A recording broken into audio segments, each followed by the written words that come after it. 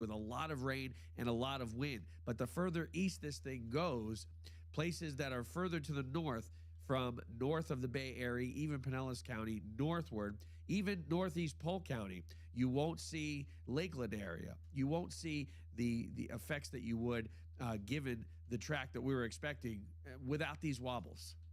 I can tell you, folks, that we're already getting a ton of questions in our comment section. Let's go to this one from Debbie. Hashtag Hey, Eric, what about Bartow? Yeah, Bartow, pretty much right in line with this one. You're going to be on the northwest side of the storm, and it may still be a hurricane once it gets into your neighborhood. Once it gets into southern or northern Hardee and southern Polk County, and you're in the thick of it, I wouldn't be surprised if you had hurricane force wind in Bartow, definitely, and a lot of rain. I mean, you're looking at a foot of rain in the Bartow area. Anywhere where you may be, that you're in the northern eye wall, you miss the center, and you skirt into the western eye wall. Northport's the perfect example. Even look at Englewood. Englewood was never really in the eye, right? I mean, Englewood, right there, you're in the northern eye wall, and it doesn't end. Now you're in the western eye wall. You never got a break.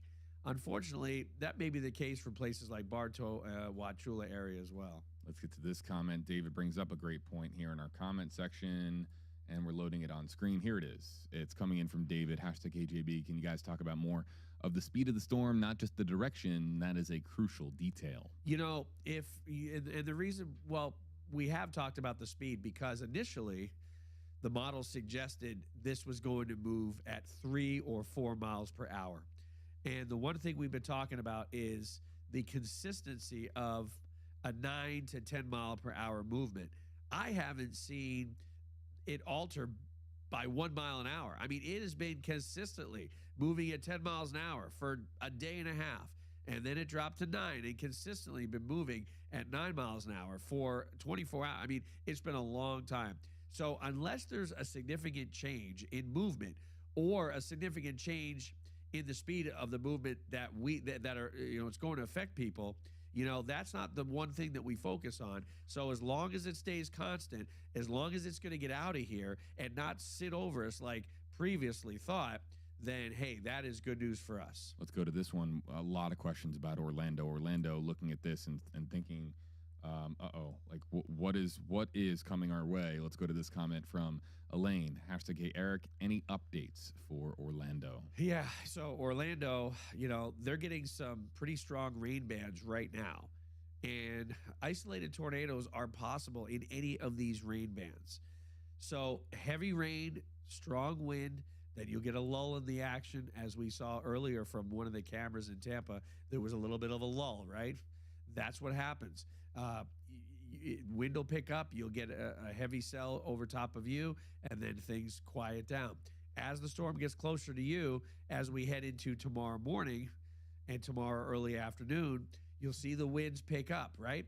And they're not going to reach hurricane force, but definitely tropical storm force wind. You may even see wind gust over 70 miles per hour in Orlando, and the Orlando area being what's looking like to be possibly on the northern and western side of this storm, as Englewood is right now, as Northport is right now. You could pick up at least 16 inches of rain out of this. Let's go to some other comments coming in out of the Facebook Live and YouTube Live comment section. As a reminder, use hashtag HeyJB or hashtag HeyEric, and we'll get to your comments out of the Facebook Live and YouTube Live comment section. Let's go to, actually, no, I don't have any comments in the queue because we're trying to communicate with several different people. But I can't put this name on screen. It's just not appropriate, but I can get to the comment, and we'll put the comment on screen because the name isn't exactly safe for air. Hashtag HeyJB, hashtag HeyEric. Is Ian anywhere close to Katrina, strength and potential damage wise? It's interesting because the way Katrina hit and the way the devastation hit in New Orleans, right? It came from pretty much south to north, and it just pushed water from a 90-degree angle. It pushed water into New Orleans. And, it was It was a strong storm, but this one, this is almost a category 5. What we're seeing in the Naples area, right, is what New Orleans saw miles in, right? Now, New Orleans is below sea level. So we've got that going for us. So in regards to Katrina, again, because of how this storm is moving into our area and because of how our landscape is, if you're talking about, is this as bad as Katrina in regards to damage or in regards to flooding? Well, the dollar sign damage, that's going to come, right? There it is. The track just updated. Did you see the blue line? The blue line is now moving straight to the northeast. What did I tell you? So now we predicted the track, okay, based on the wobbles. That's why this wobble tracker is so important, because the original track had this going up along the border of DeSoto County and Hardee County to the west near Manatee and Sarasota. And I said, no, that doesn't make sense. It's moving north-northeast. Now it's going right through the heart, right into the Arcadia area. Arcadia is going to be in the center of this storm.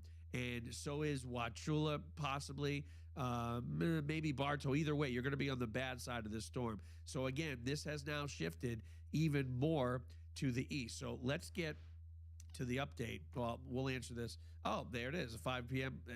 Boy, they read my mind, JB. Richie is on it. He knows. He's ready for the 5 o'clock update. That's right. And is it in? Yes. Well, it has to be in. And the reason it has to be in is because the track changed. So, again, the wind decreased again. Now we're down to 140 mile per hour maximum sustained wind. Now the pressure is up to 945 millibars.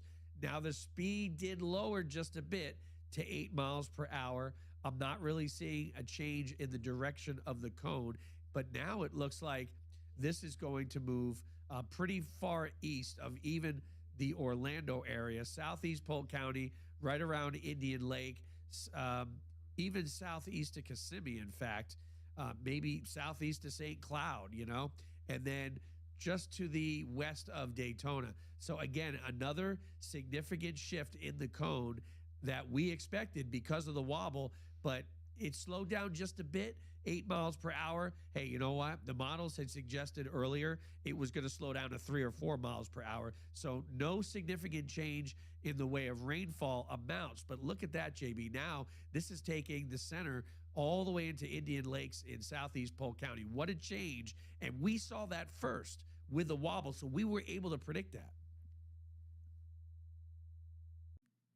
This track goes back into the Atlantic. Have no fear. I'm not but we've been answering so many questions about it, about whether or not it was possible. And let's please discuss how drastic of a difference it is in the long term, not the short term, the long term, because look, this system was going up through Georgia, through South Carolina, and staying on land. This does now have a track that is going out over the Atlantic and then hooking back into the Georgia or South Carolina coast, or maybe both. I mean, it's really right there at that point. So what does that mean? The last couple cone updates have had this storm move briefly into the Atlantic. Now, it's looking like a 65 mile per hour tropical storm in the Daytona area. I mean, to me, that's on the high end, because it's going to barely be a hurricane. Cat 1 hurricane Thursday morning at 2 o'clock in the morning. I don't know. I just don't. I see it weakening a little more than this. But either way, it's in the Atlantic at 65 miles per hour. And look, it goes on shore somewhere, south of Charleston at 65 miles per hour. So yes, there is going to be more damage. There is going to be some sort of storm surge. Really not much on the east coast of Florida, but, heading into parts of Georgia, Savannah, up toward the Charleston area. But at least we're not dealing with a major hurricane or even a hurricane. And I'd be surprised if those numbers stay that high at 65 miles an hour from 2 o'clock Thursday on land all the way until making landfall in South Carolina. This is a very interesting development. And that track goes right over Orlando and right over Disney. Now, look, the strength at that time is going to be between Cat 1 and Tropical Storm strength, but that's still pretty significant for an area that is located right in the middle of the peninsula. That's correct.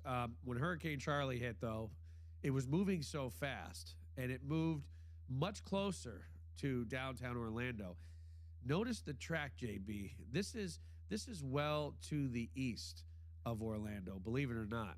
It is well to the east. Now, of course, normally that would be a good thing, right? But in this case, Orlando will get significant rain, 14 to 18 inches of rain, depending on how fast this thing moves. And again, just like before, I would be surprised if Orlando received parts of Orlando. It's a big area, especially the south and eastern parts around Disney and the theme parks. I would be surprised if they picked up hurricane force wind gusts. Say hello to the Gulf of Mexico. Say hello to the Gulf of Mexico entering Naples. This is live from Naples, Florida, tapping into the signal here. And the storm surge is historically significant. There is no doubt. Is this a different area in Naples that we were looking at before? It looks like the same to me. Okay. It just looks calmer. And what I mean is that it doesn't appear that obviously the waves are pushing in anymore, but the water is now just sitting there. Do you see all the cars? Did you see all the cars? It was like bumper cars. They were all pushed into each other at the very end of that. So it looks like the water is receding some. I don't see the water to the tops of the cars, the 5 to 6 foot. Looks like maybe to the middle of the doors, maybe 3 foot. But it looks like that water pushed all those cars into each other. It looked like there was about 6 or 7 cars at the very end of that shot when he panned down into the street that were like bumper cars. They were all into each other. So the update is in. Let's talk about the narrowing of the cone as well. This is now officially a storm that is going across the entirety of the state of Florida as far as the width of the peninsula goes. And look, this is going to be one of the most significant storms to ever hit the state of Florida. We're talking about some significant urban centers being hit, and kind of urban centers, but I'm talking about Orlando, Jacksonville in the future, and in the present. Fort Myers, Naples, Punta Gorda. These are areas with a lot of people, a lot of residents, and a lot of new Floridians as well who have just moved down here to the state. And so I just want to take a moment to say that I'm thinking of everybody out there, and I'm praying for everybody out there.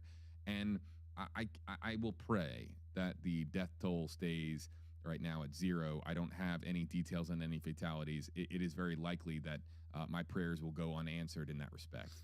But I just really am starting to really get, that feeling that we are dealing with, a lot of folks who are in an extremely precarious situation at this moment in time. Yeah, 800,000 plus without power. I mean, it's rare that you see any tropical storm or hurricane affect Miami. There were tornadoes in Miami and Fort Lauderdale. Affect the East Coast with tropical storm force wind with such a big wind field. The entire West Coast, big city of Tampa, big city of Orlando, big city of Jacksonville. I mean, even almost to Tallahassee with gusty wind. I mean, the entire peninsula is being affected with this storm. It's crazy. Bob King with this question. Hashtag HeyJB, hashtag HeyEric. What, if anything, will be left of Sanibel Island? Have you ever been to Sanibel, JB? I have not. It's a beautiful place. And when Charlie hit, a lot of trees were downed on roadways, and it took quite a long time to clean up Sanibel. And yes, there will be things left in Sanibel. It's going to take a while for the floodwaters to recede, the storm surge to recede. It'll take a little while to clean the debris up, but we're strong. We rebuild, and it's going to be just as good as it was before, if not better. I like that attitude, man. I do. Florida strong. That's right. if you agree with what just Eric talked about, let's see that the arm emoji, this emoji, this one, in our YouTube live comment section. I just want to get some positive energy going because Florida is strong. Florida will bounce back, and we are talking about significant damage, significant in some places that are going to be rebuilding for years. But look, we're just hopeful that that damage and really more than anything, loss of life is minimal.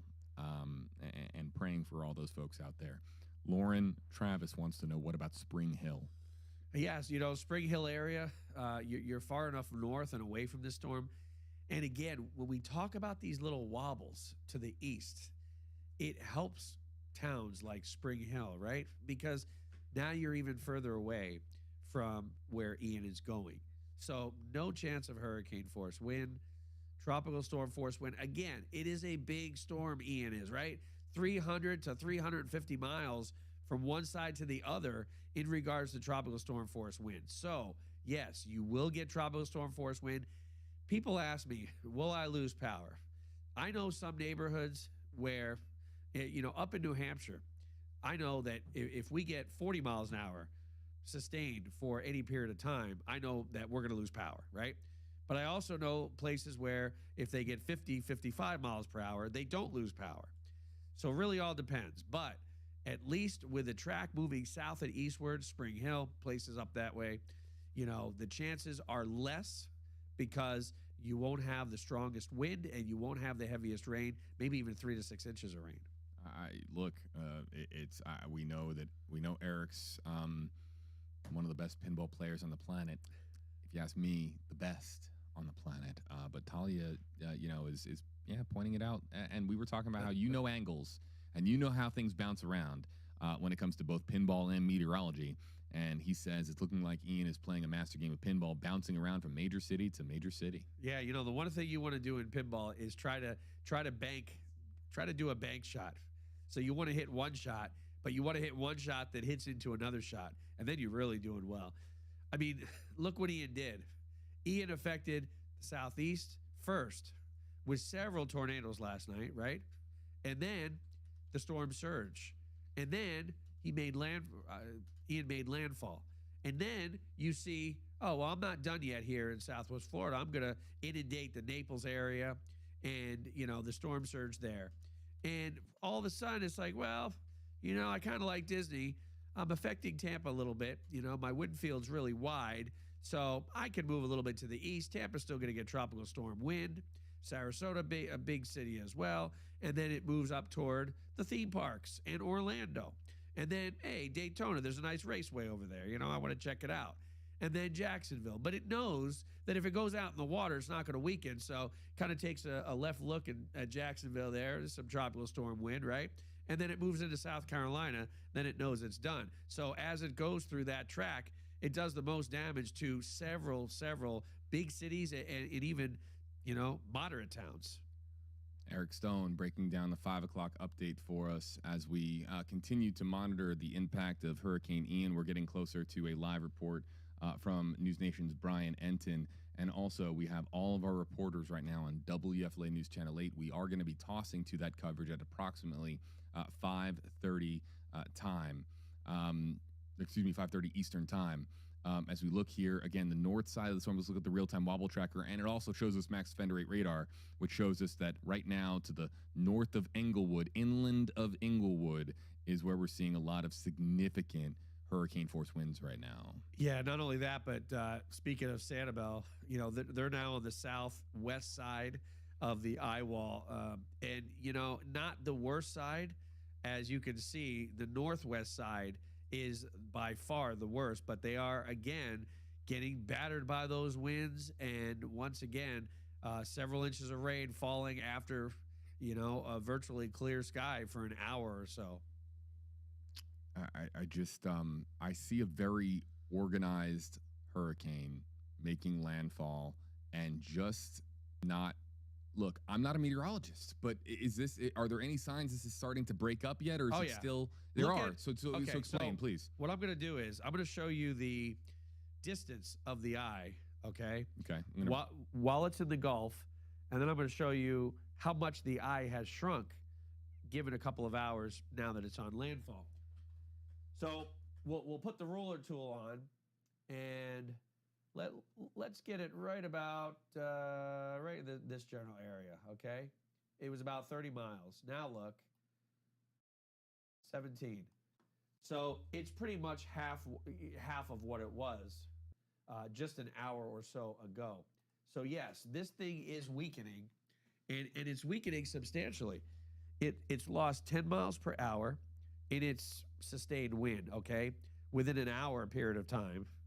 And it's gained, what, 8 millibars of pressure, which, again, the lower the pressure, the stronger the storm. Now, so, yes, you can see the signs of weakening. You can see the erosion of the eye wall, and eventually that eye is going to fill with green, and then you're going to see still the reds and the orange and yellow wrapping around the center, but it's not going to be quite as strong, but it takes time.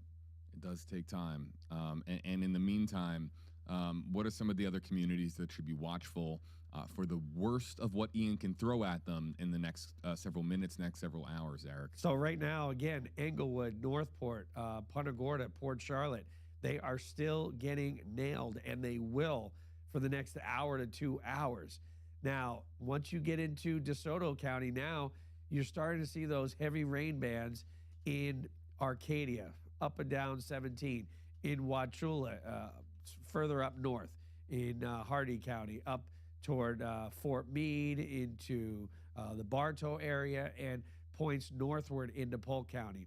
Looking at Sarasota along the coast, right now, you may be seeing the worst of this storm as it's directly off to your southeast, and it's moving northeast. So it is soon to be moving away from Sarasota.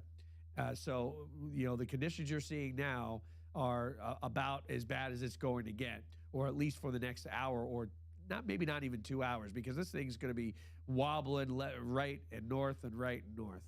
Scott Moore, hashtag Hey JB and Eric. What about wind speeds in Largo, Seminole over the next 24 hours? Yeah, definitely tropical storm force wind. The tropical storm force wind field.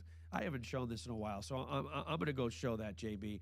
The tropical storm force wind field is in excess of 300 miles. That is huge, right? So, places like Seminole and Largo and up in Pinellas County, again, that wind field, even if you're not that close to the storm, you're still going to be feeling that. So again, the red is hurricane force wind, which looks like it actually broadened a bit. But, in Seminole and just look at Pinellas County, it looks like 60 mile per hour wind at best. And things really start to improve once we get into the overnight hours. And see, even once the storm hits Orlando, look at that. It's the hurricane force wind field is just about done. So everyone that's, concerned about, Daytona Beach, DeLand, Orlando area, Sanford area, Oviedo area, where this storm is going to track, the chances of hurricane force wind slim to almost none. Maybe wind gust that way, but again, being on the northwest side, you're going to be more concerned about the flooding in places like Orlando and, further back in Polk County, like Lakeland, southeast of Lakeland, Winter Haven, Auburndale, Haines City, Davenport, that area. And the tropical storm force wind, I mean, look, it's huge. It's going to stay with us through parts of Thursday afternoon. So again, in Seminole for the next 12 hours, the wind is going to pick up a little bit, but it's not going to get much stronger than it will, between 7, 8, 9 o'clock this evening. And then after midnight, 1 o'clock, 2 o'clock, it slowly starts to die down. So again, it looks like conditions will improve everywhere as we head into the overnight hours. And of course, we'll throw the wobble tracker back up there because we all love the wobble tracker. It's and wobble baby wobble. But as far as the wobble tracker, again, movements, any changes over the last few minutes? It may have wobbled. Boy, the eye, look at the last frame. The eye just starting to shrink. See that? The eye has gotten really, really small, which is good. I mean, you know, I'm sorry. I was looking at some tweets. Do we have a diameter for it yeah, at the moment? it was just 17 miles, but I bet that even over the past few minutes, I mean, look at that. That's now it's down to 14. So I mean, right there, not even 14. So yeah, it's definitely lost. It's lost some. So it's looking a lot weaker now than previous. 14 or so miles. My goodness. 14, 15 miles. Yeah, let's go back to Twitter here for a moment, folks, and show you my phone. Again, name pending for this phone capture, but subtle gradient, hashtag AJB video does not do it justice. This wind is intense out here in eastern Sarasota. I'm going to look for comments mostly with pictures that we can show on stream, and so I'm going to scroll on to the next tweet because I just need to make sure that we can show it on camera. But yeah, there's this one that just came in from Chris Taylor. St. Pete at 5 o'clock. Oh, no, wait. St. Pete at 5 o'clock. Warning, don't use volume. Thank you for the warning, by the way. I wish I could flip this, kind of sideways, but St. Pete at 5 o'clock, this coming in over the last few minutes. Thanks to Chris or Stayin Taylor at Twitter. We'll look out for some other Twitter videos and pictures as well from around the Tampa Bay area. Masa Saidi's got a live interview. Let's go to it. How does this storm compare to other storms? I've been in this area here for about 12 years, but I've moved in here since '88. So I've seen a lot of storms. So I'm kind of aware of the nature of the storms. And, you really prepare for it. And it's Mother Nature. She's going to do whatever she wants, So a little bit of driving around today, I noticed there's no traffic. There's no one out, which is a great thing. Our first responders are doing a hell of a job just keeping everyone off the streets. So shout out to the first responders and you guys too. I mean, you guys are out here. You guys are playing with Mother Nature here. You know what? I mean, we're being very safe. You're right, but it can be very dangerous. So what we're going to do is, as soon as I finish up my live shot, I'm going to give you my phone. We'll try to help you, hopefully. Maybe you can call a friend or something. Thank you, Anthony. I'll be with you in a second. But if we can just come back out here and just give you one more look of the conditions out here. As I was waiting for you guys to take my live shot, the rain really started to dump down on us. You can see it's puddling down here. And somehow I'm completely soaked right now. Jed and Keith, somehow the rain has gotten into my boots. I'm completely soaked right now, but I'll send it back to you guys.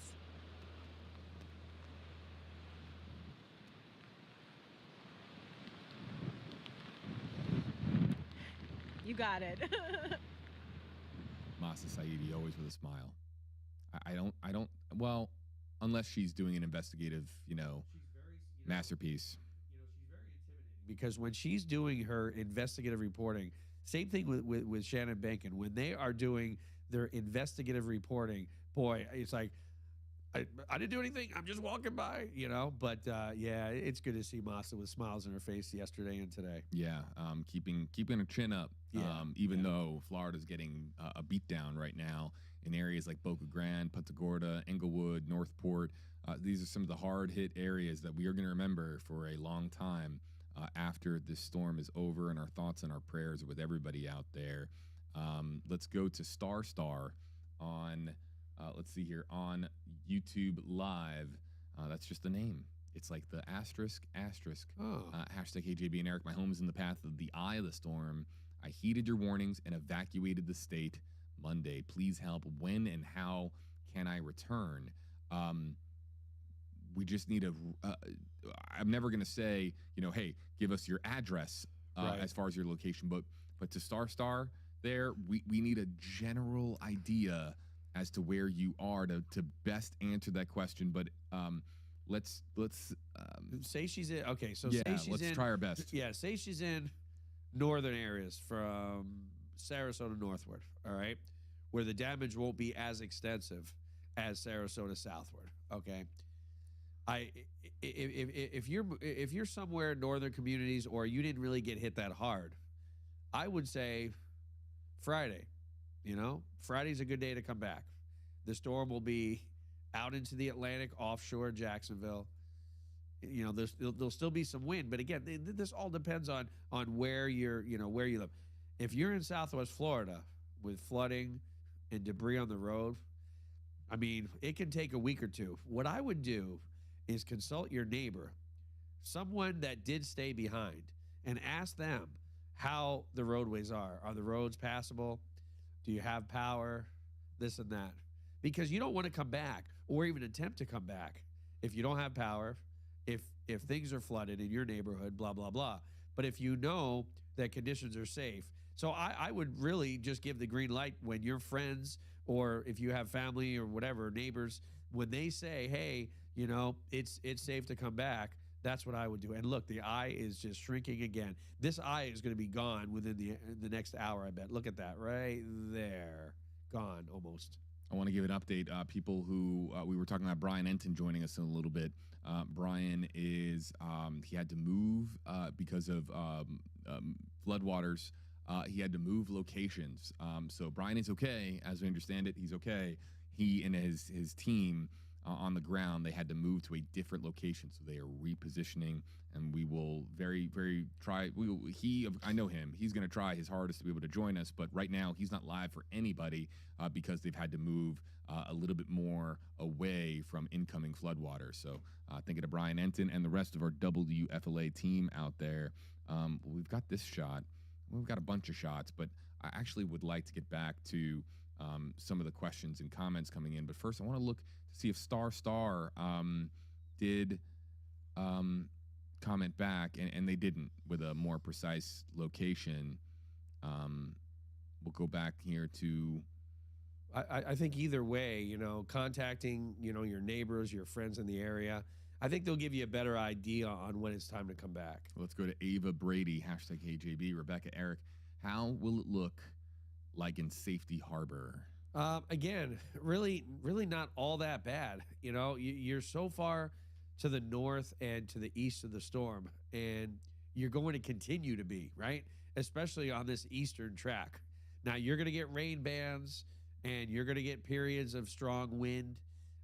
You know, you'll be under tropical storm force wind conditions, you know, all the way through the overnight hours and even, you know, into tomorrow. Conditions will improve tomorrow afternoon, but I would say only about 3 to 6 inches, because the heaviest of the rain you can see is actually south of Tampa right now. The yellows and the reds are primarily south of Tampa, with the strongest right now being, again, Northport is just getting hammered. I mean, they are on the worst side of this storm in Englewood and Northport. As we look here at the real-time wobble tracker, everybody, on tracking the tropics, powered by Handyman Roofing. Our sponsor is going to have a busy time here on the Gulf Coast, and because rooftops, and we already saw some images of shingles getting torn off of rooftops, and so structurally, there's going to be so much flood damage. There's going to be so much wind damage. The rain totals, of course, are going to be substantial. Looking at this now, you've seen some of the pictures, Eric. You've seen some of the images, the videos, the live reports that are coming in.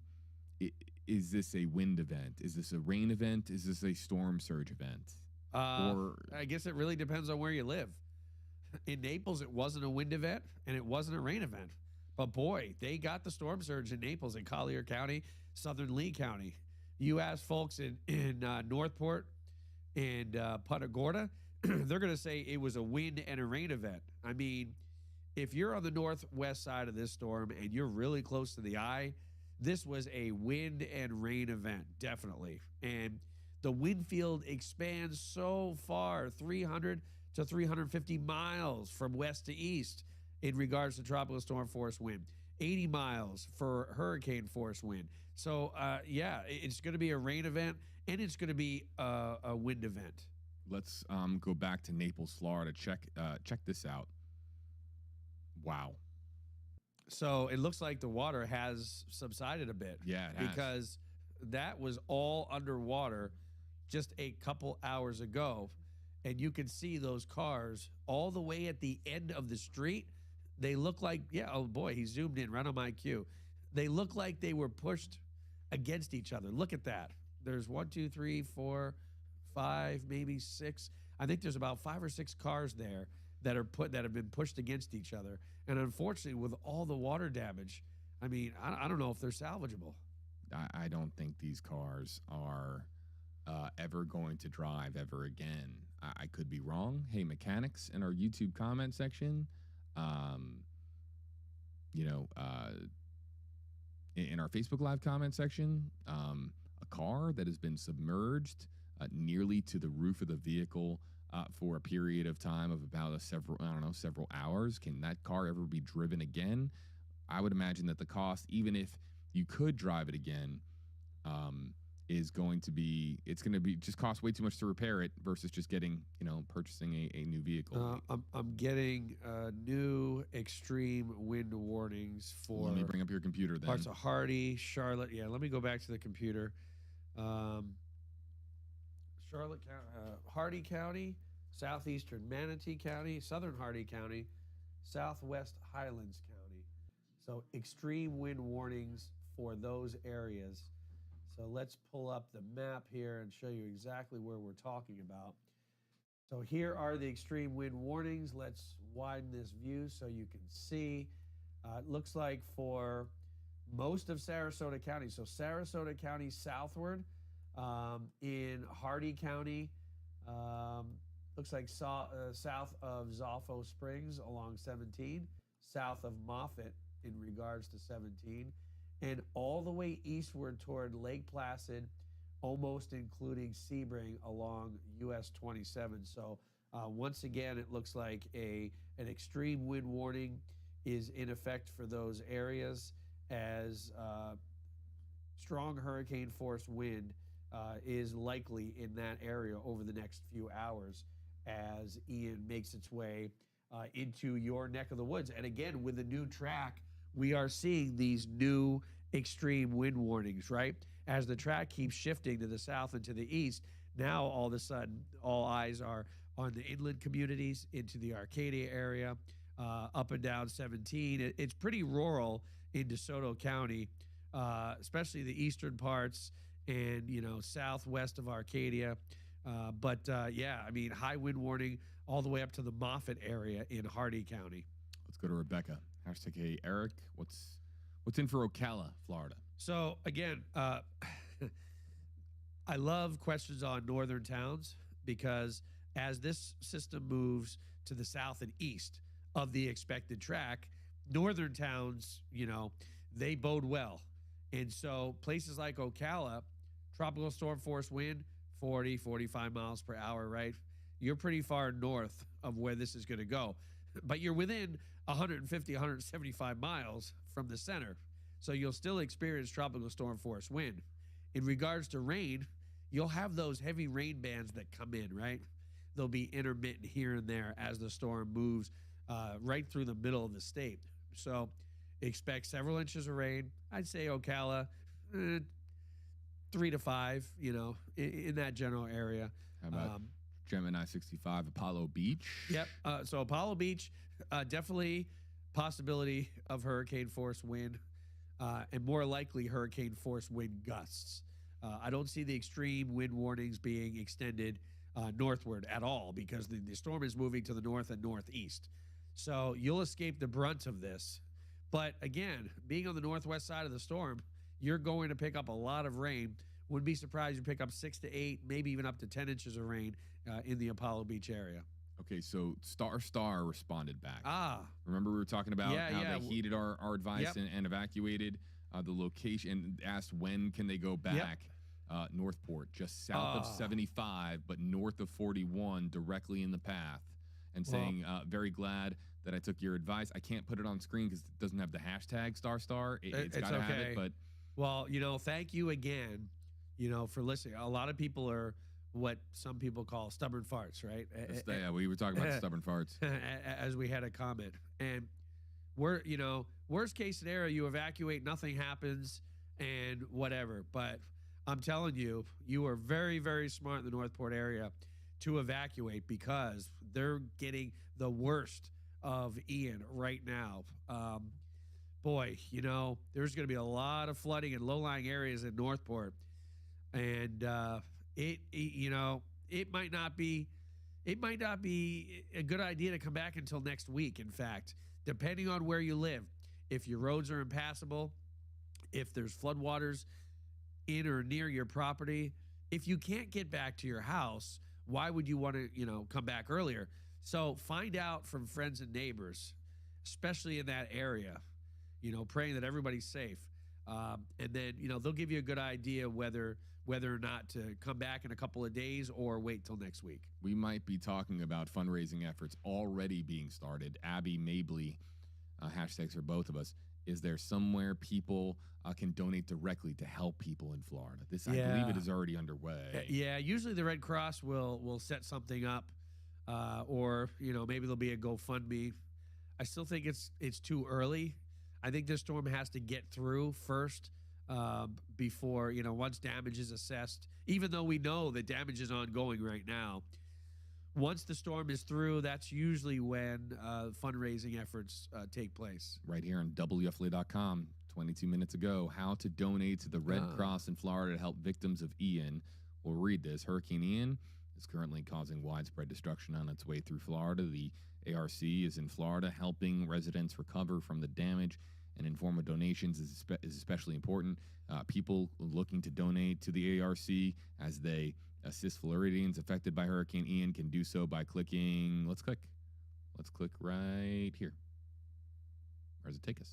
redcross.org. It's a Nexstar Media Group. That's our parent company. WFLA partnership. And okay, we are sitting on 0 right now. Just started. It just started. 20 minutes ago. So maybe we can come back to this in a little bit, and maybe we'll see the number a little bit higher than 0. But look, the time is now. I know it sounds crazy that we're not even in really. We're still dealing with a Cat 4 storm, but the time is now to make those donations. And if we get any donations in, that's extraordinary. And again, this is a WFLA News Channel 8 Nexstar American Red Cross partnership, and just so grateful to be able to see that happening already. Cool. Yeah. Awesome by our parent company Nexstar. Big salute to them, and then also as well to the leadership here at WFLA News Channel 8. It's going to be needed, Eric. We're going to be rebuilding for a bit. Yeah, I mean, just look at this. Look at this monstrous system coming in. I can only imagine, and I go back to Fort Myers quite often. I can only imagine what the landscape is going to look like down there the next time I travel, even through, Sarasota County in the Northport area, Port Charlotte, Punta Gorda, Fort Myers, Cape Coral, Naples.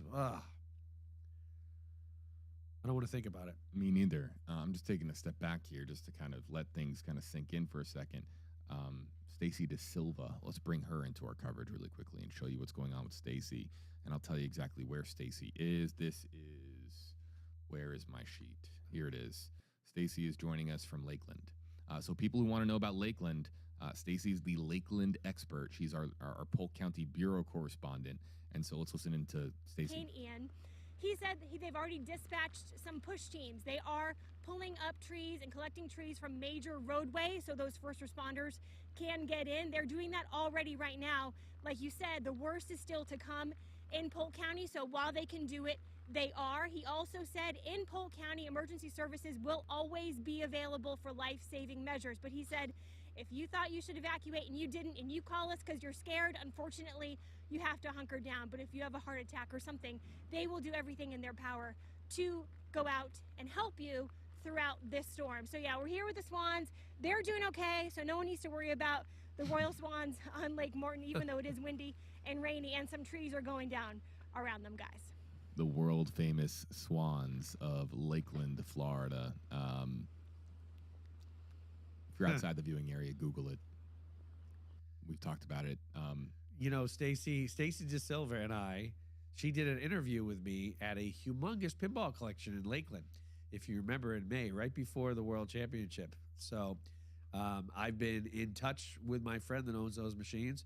So far, so good, but there's still a lot of rain and some wind to come in the Lakeland area. This thing working? Let's talk to our audience really quickly about something. Yeah, Haley wants to know, and I'll bring this up in our comment section. And I just want to bring this up. It's very kind of people to think about this already. But hashtag hey JB, where is the WFLA office studio? Are you guys okay? We are in downtown Tampa. And we're right on the Hillsborough River, and we've had some live reports from downstairs to show you what it's like at WFLA, but we're doing okay. We're more concerned with our friends to the south, but thank you very much for asking. I want to see you guys. This is what I do. I don't have a script. I don't have a teleprompter. Eric and I are just going with it. We're riding with the flow. We're doing what we can. Every storm is about people. Okay, storms are about people, and they're about homes, and they're about families.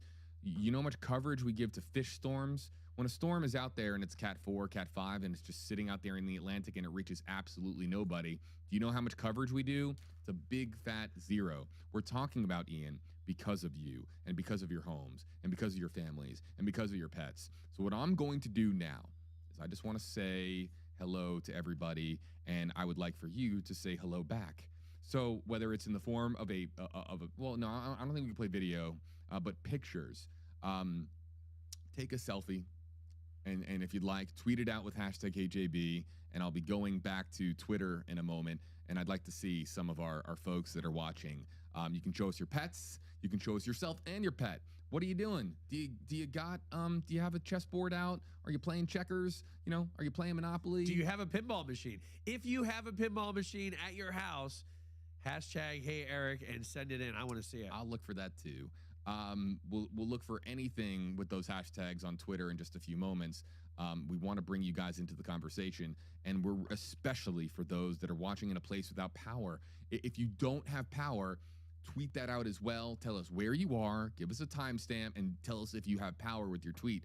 We're going to be going to Twitter in just a few moments to bring in as many of those questions, or excuse me, as many of those pictures and as many of those tweets as possible. And the Jelly Boy here on YouTube asking a great question, and a great name, by the way.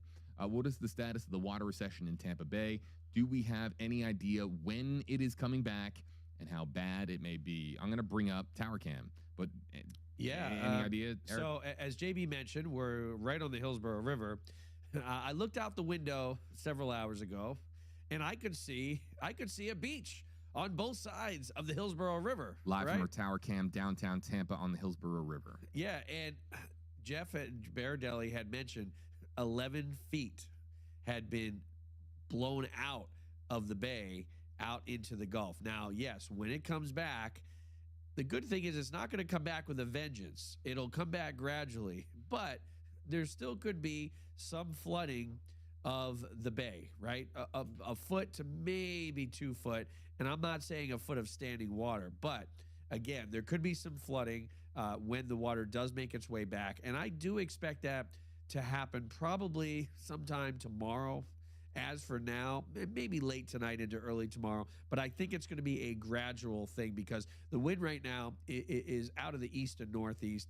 Eventually, it's going to be more out of the north once this storm gets closer to being parallel with Tampa. And then eventually it comes to the northwest, but it's so weak at that point, it's not going to really create that much of a storm surge, 1 to 2 feet at most. So if you're wondering about that, again, yeah, the receded water in the bay, it's going to be gone for at least another 24 hours. Jamie Howard or Howrad. Let's go Howrad. Sounds more fun. Hashtag hey Eric, is Tampa going to be safe as more time goes on? I have power and internet here in Tampa, and the winds have gotten better so far. Yeah, the winds may have gotten better because you were in a rain band and you had a gusty wind for a little while. Now you're seeing a lull in the action. Again, as you can see here on radar, the heaviest rain is really south of Tampa. And you can actually see right there, right before that last frame, that Tampa had some yellow going right over it. Of course, depending on where you live. So again, rain bands are coming in. You can see some right there, some right there, some right there. They're going to be intermittent, especially Tampa northward. When you're in those rain bands, it's going to be windy. But then when you're out of them, there's going to be a lull in the action. And again, you might think, oh, right, the worst is over, this and that. The worst isn't really over until the storm is as close to Tampa as it's going to get. And that isn't for another few hours. Now, I don't see hurricane force wind in our future here in Tampa because as the storm gets closer to Tampa, it also weakens. So it's not going to be much worse, if at all, between now and when it gets closer to the closest point. But once it's in DeSoto, Hardee County, then again, we'll see stronger tropical storm force wind. We'll tap into some of that heavier nonstop rain for a little while, but we're not going to be anywhere near what used to be the eye wall that is eroding and that heavy rain section to the north and west of the storm. Let's get to some of the questions and some of the comments and some of the tweets that are coming in. Tweets are coming in just a second.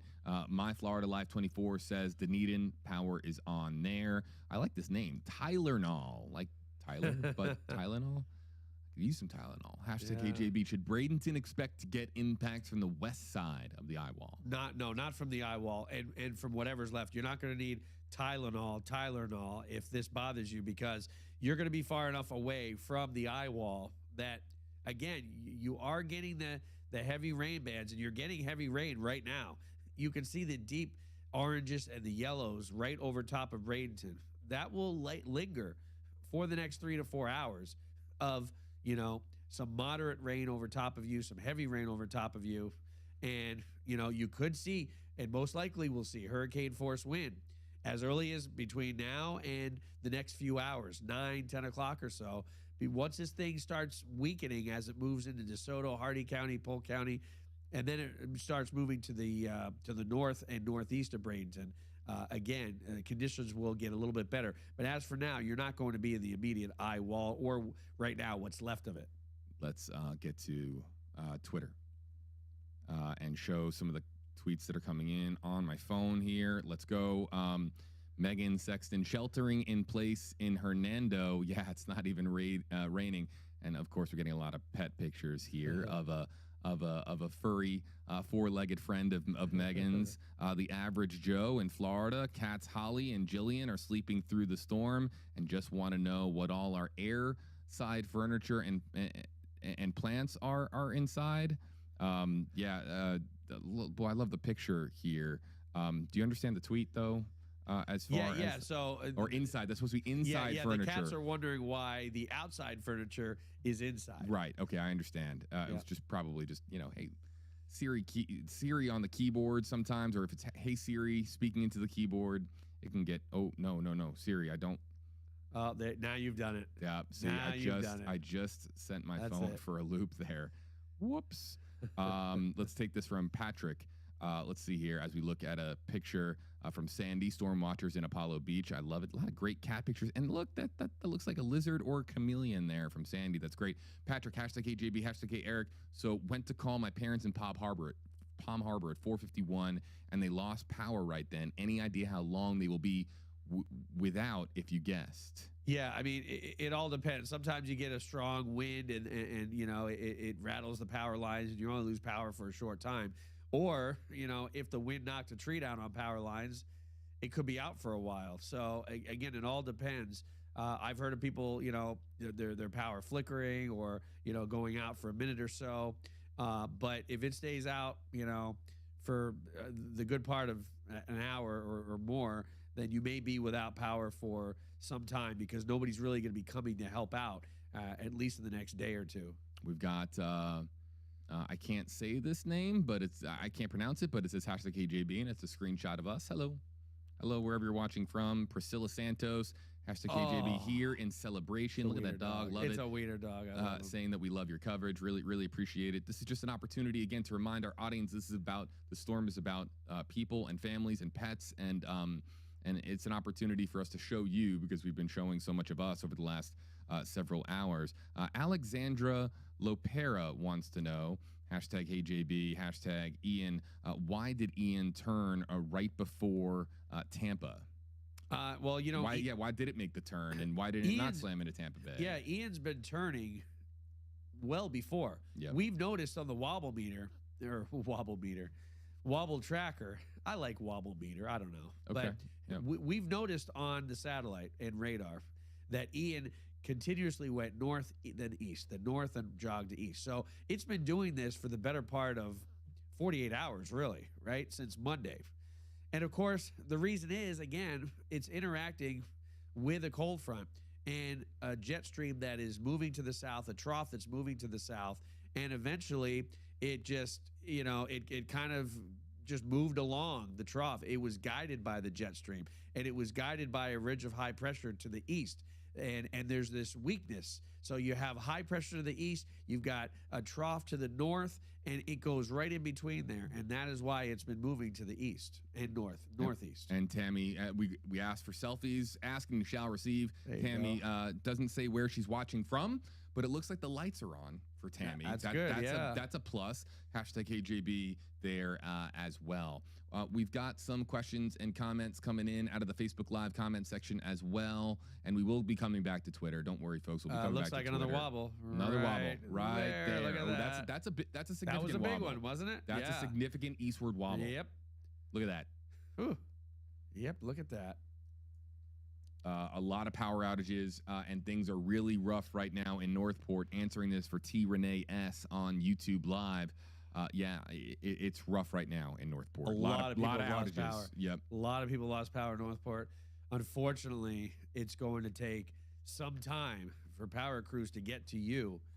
I mean, they won't even be able to start to make their way down here probably till Friday. And who knows where they're going to be deployed to. But, Northport, I hate to say it, it might be some time out of power. All right, let's go to this comment, and this one doesn't look. Maddie, things aren't great in Rotunda. How is Rotunda looking? I have family that stay, but I haven't heard it mentioned. Oh man, my heart sinks. They very well could just be without power and also without cellular reception. That is also possible, Maddie. But look, Rotunda, which is right there near Minnesota Key, as you were talking about earlier, and east of Inglewood or southeast of Inglewood, rough spot. Basically, and yes, I actually do have a friend in Rotunda, not a pinball friend, but one of my loyal viewers from about 10 years ago when I worked in Fort Myers, and her and I keep in touch. She lives in Rotunda, and boy, it is the central portion of Cape Hayes Peninsula, east of Englewood, but south as well. So southeast, south of 776.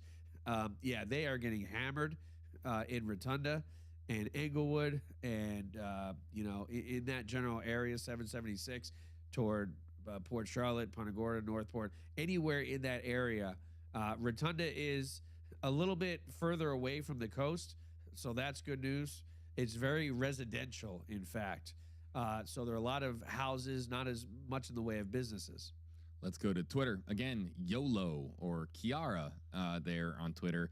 Hashtag KJB. Update on Lakeland. It's super windy and a lot of rain is happening. We let the dogs out. Let the dogs out. Who let the dogs out? Before it got bad, but what might we expect by tonight? A couple of things with this tweet. First of all, a few things. Beautiful dog. Watch out for the trampoline. Make sure the trampoline is secure. Trampolines are known to go flying in storms. They are.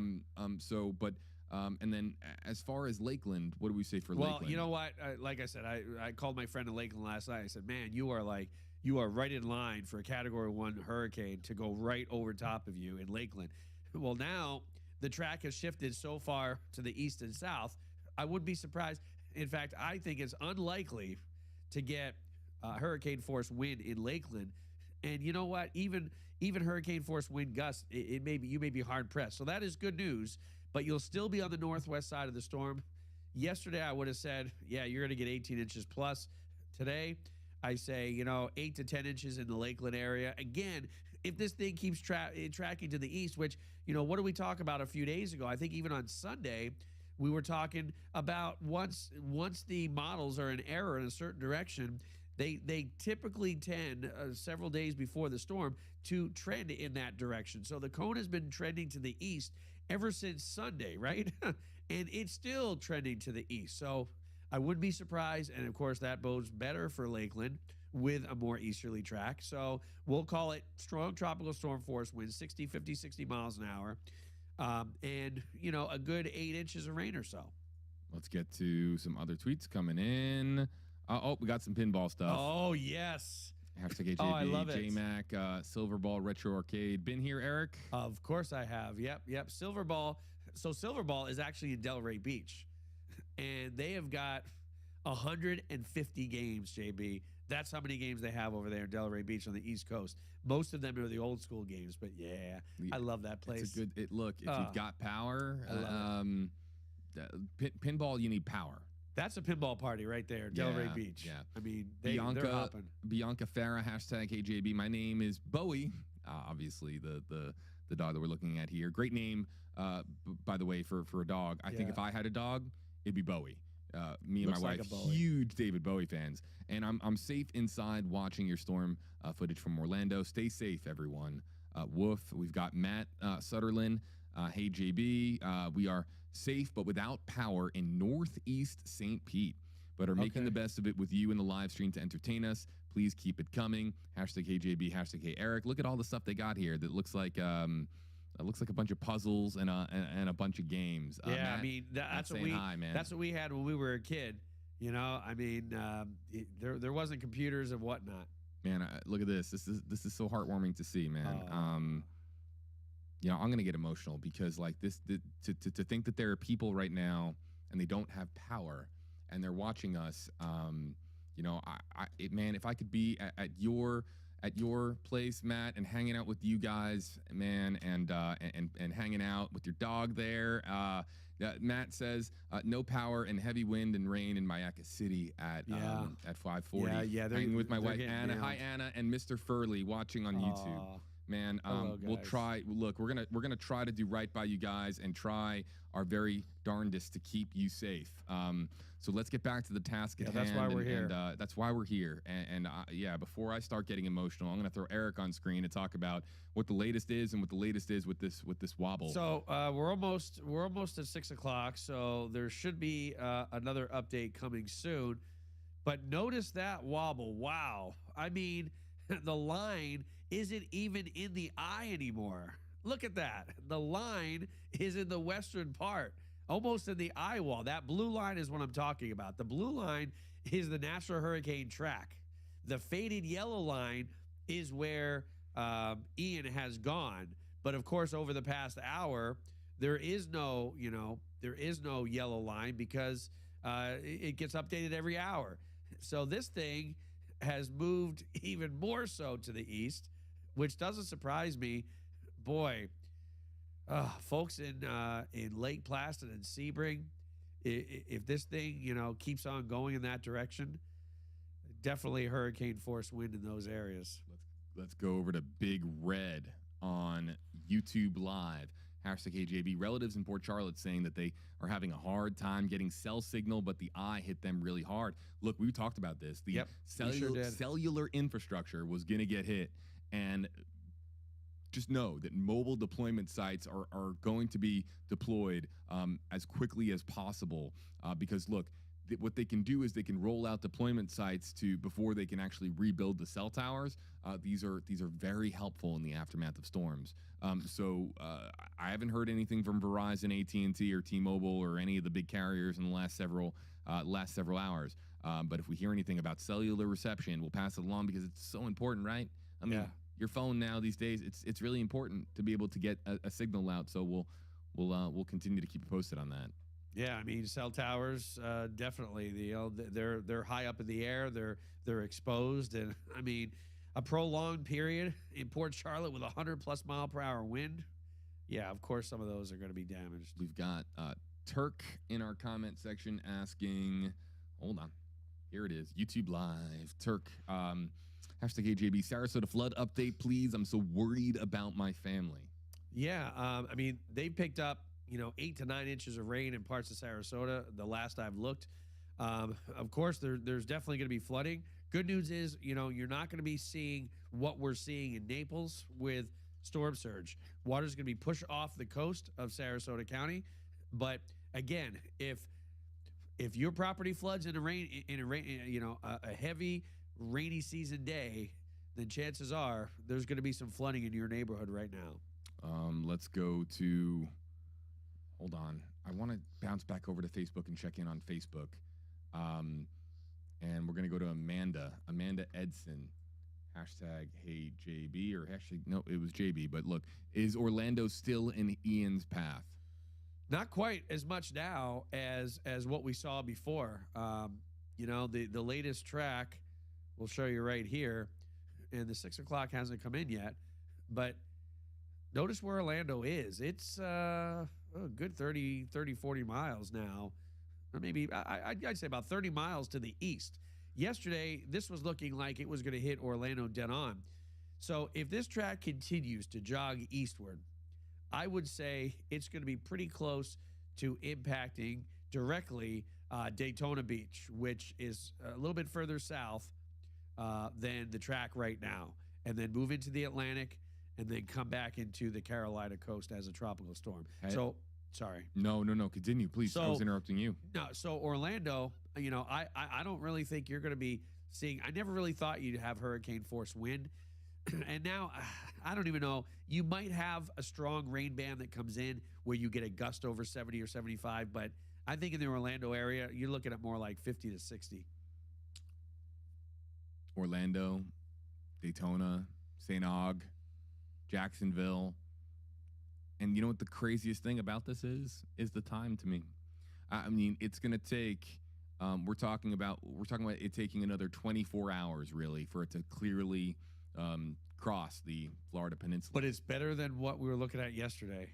Yesterday, it was 24 hours from Sarasota just to get to Orlando. Remember that? Wow, yeah. So it did. So there is a speed pickup here, but it's big still 24 hours for a hurricane to sit over, the center part of the state. Just kind of it's stinks. weakening though the whole time. At least, That's my the good goodness! news. Watch this shot. Oh my goodness! Look What have at we this got? for Jeff Patterson. Just got his live feed up. Oh, I bet he's on this. I bet he's on the west side now. I think he's on the west side. Let's go to This Jeff is the Patterson. Oh, it's Oh. breaking up, and he's listening. Let's see if we can just kind of listen in here. He's getting ready for a live report on WFLA News Channel 8. He's waiting. So let me bring this down for a second.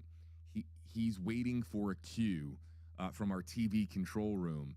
But this just goes to show people don't see this on TV. They don't see the fact that he is out there waiting for a cue from the control room. So right now we're with a different reporter on air, and Jeff is just standing there waiting for a cue. Oh wait, he's talking to our control room. Thank you. Hey, I just wanted to show you how things have changed in the last couple of minutes here. A short time ago, it was in Punta Gorda. Now the eye wall is obviously shifted. The winds are coming from a different direction, and this is the most intense part of the storm we have seen yet. No question about it. The wind, the rain have picked up just within the last few minutes, and we instantly saw a change here with this wind coming behind us. I'm standing again, and I said this over and over again, underneath this very substantial concrete parking garage structure just for our own personal safety. But I want you to take a look out there at this wind, looking at the debris just kind of flying out. And a short time ago, I was telling you that people were starting to drive around because they wanted to see what it was like. I was warning that the eye wall could collapse at any moment and it could become dangerous. Well, take a look at it now. Look at how powerful Hurricane Ian is. And this is why we always caution people, don't go out, even though you think you're in the calm of the storm. This is going to start moving further inland, even as this progresses at a very slow pace. This is going to impact a lot of people in this area, and we're starting now to see more street lights are going out. Power is instantly going out as this storm is shifted, gaining in intensity. The winds are just so powerful, it's instantly knocking out power, and trees are starting to collapse. Even as I'm talking to you, I just saw a tree in the distance there fall down. So incredible damage is now starting to occur, and we're hoping that anyone in this area certainly is taking cover in the safest, strongest part of their home. This is certainly not something you want to be out in. That's why I'm standing inside underneath the the cover here. It's just too dangerous at this time to stand out here. But just to watch the power of Hurricane Ian, this is a storm that is going to be remembered in this area for a long time to come. Guys, I'm going to toss it back to you. Okay, the car. How did that car? How was there a car driving? You know who's driving that car? Who? Florida man was driving that car. What does that mean? Means I can't. I'll tell you off camera what I really think of all that. right. How like, was that? That I'm telling you, that wind looks like 80 to 100 miles an hour. It looks closer to 100. That all those right? are significant gusts. Look at people. all the debris. Significant gusts. Look at all the debris being flown. I mean, you can't even see anything. And there was a car. I want you to. How? Jeff is in Punta Gorda. Is that guy going to make it home safe? I mean, how? He should have went in that parking garage. Should have turned right in. Can we show on Max Fender 8 where this is so the people get a better understanding of why it's so strong there right now? Punta Gorda is not in the clear, clearly, because we're still obviously talking about. Go over to Lakes 4. I think your wireless mic died. Just a heads up. Do I have time to change the batteries? Yeah. Okay, do your let me thing. go We'll change the monitor batteries. this shot. And we're gonna go over to Links 4, and I'm gonna show you what he's going through. Yeah. Give me a minute. Sounds good. That was pretty wild, folks. And Jeff is a veteran reporter who has been through many storms, and that was pretty crazy what we just saw right there. We'll also show you. We'll go to the touchscreen here, and I want to show you Stacy De Silva's shot because there's down trees, there's down power lines, there's down everything. We're talking about significant damage to the south of the Tampa Bay area in places like, Port Charlotte, in places like Punta Gorda, in places like, Northport. Significant damage. But I want to go back to Jeff's feed because it's just mind blowing here. I mean, look at this. This is this is very intense. What's going on right now in Punta Gorda? I think your mic is back on. Eric. Yep, the mic's back on. I wonder if there's a way that we can talk to him, because I really want to see if we can get his opinion. He was so calm, cool, and collective as this car is driving by in 100-mile-per-hour wind. Like, I've never seen anything like it. All right, I'm going to go over to the radar, and we're going to zoom into Punta Gorda. So what? I have Source 120 up. Good. Source 4. Okay. Yep. And you should be seeing Max Defender 8, right? Right now, I do. It's all yours. All right. What I have to do is we're going to show you folks Punta Gorda where Jeff is located, so you can see it on radar why it's so significantly strong in this area. So what we're going to do is we're going to zoom right in, if it allows. Allow. Come on, you can do it. Here we are. Okay, so I mean, look at this. This is. So here we are. So Jeff has got to be where? Can you see the arrow? I can. Yep. Right in this general area, in the western portions of Punta Gorda. This right here, the northwestern. He may even be up here. I bet. He's in the northwestern portion, which we have been talking about. This northwestern portion of Punta Gorda being the worst, right in this area. I bet he's right in this cell, right here, this red, right in Punta Gorda, along 17 and 41. This is where he's at, and you figure this is the edge of the eye, right here, and he is right in Punta Gorda. They're getting hammered right now. Look at Port Charlotte. Look at Northport. Englewood, things are starting to get a little better. I'm interested to see if we can see how Jack's shot is, because Jack's should be really deteriorating compared to when we saw him last. Now, looking a little bit further to the north, there's not much going on population-wise, but now we get to Mayaca City, and you're in the heavy, and look at Arcadia. Now, Arcadia is in the northern portions of the eye wall, right? So again, it's looking like Arcadia is going to be much like Northport, where you're going to get this constant. You're in the northern part of the eye wall, right? And eventually you're going to be in the western part of the eye wall. You're not going to have a break. So as Jeff had mentioned, Punta Gorda had a break, right? As you can see, I'll animate this a bit. So look, here's a break in Punta Gorda, right? Look at that. Oh my gosh, Punta Gorda, things are looking great at 4:50 this afternoon. Wow, it's looking great. Jeff says, hey, it's good. And this is the mistake that people make. They say, oh my gosh, the storm is over. I want to go see what it looks like out there. And you saw that car on the screen. You can only pray for that person, because now they are dealing with this, and they are dealing with the western side. Be it the extreme southern part of the western side. But boy, I mean, Jeff was getting hammered out there. You could hardly see a thing on that. Boy, I mean, it's amazing, JB. It really is. Checking a couple of things really here. Checking a couple of things. That is something else. Northport, things are finally about to start to improve. Remember, we talked 4 hours. And wasn't this about 2 o'clock, 2:30, where we had said, I think Amanda had said, 4 hours of, torrential rain, the strong 100+ mile per hour wind in Northport, almost coming to an end. But boy, they're still getting it in Northport and into Port Charlotte and even parts of Punta Gorda. I'm looking at the comments, and hopefully, everyone feels the same way as I do, as far as sending prayers and thoughts to to everybody in the path of this storm. Chen Boy 2008 wants to know if there's an update of any kind on Pinellas County. Pinellas County, things are still not looking all that bad. I'll go back to Max Defender 8 radar, and I'll show you Pinellas County. And we are not expecting anything near what we're seeing in the Punta Gorda, Northport area. You see this right here from Lakewood Ranch, east of Sarasota, in this red.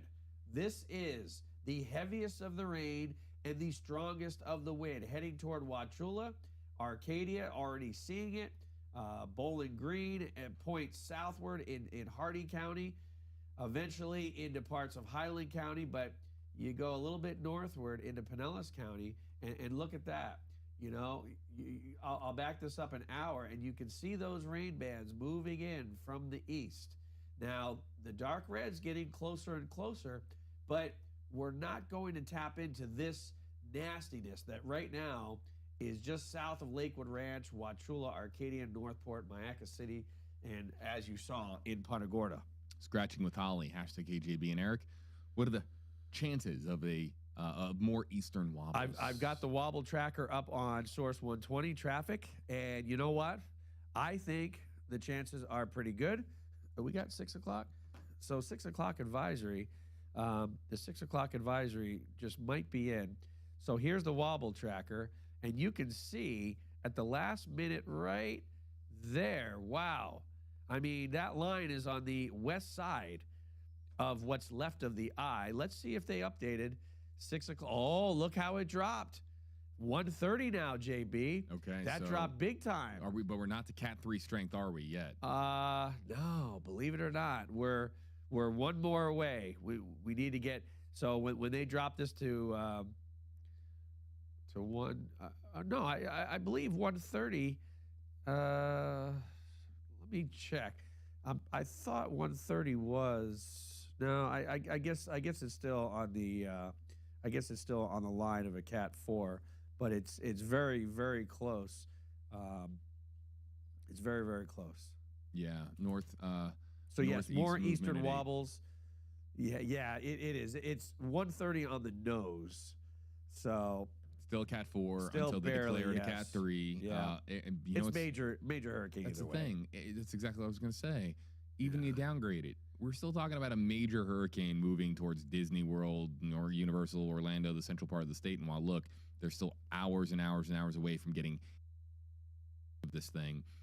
It's still significant to note that I'm going to adjust basically the the entirety of the eye is over land, mainland, not barrier islands. I'm talking land, and it's still a Category 3 storm. This is very noteworthy because we're talking about a major hurricane now just trekking across the peninsula, probably quite casually for the storm, but for us, it's just causing catastrophic damage and flooding along the way. Yeah, and again,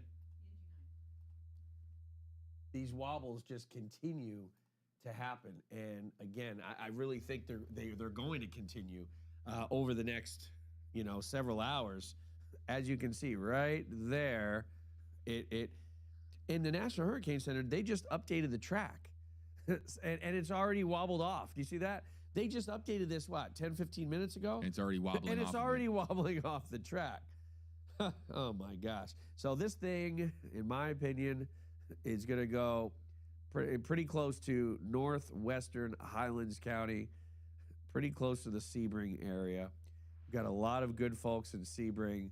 They're going to be in for some strong wind. Matt per 82, #AJB, #KEric. Will Ian get stronger as it goes over the Atlantic? Well, of course.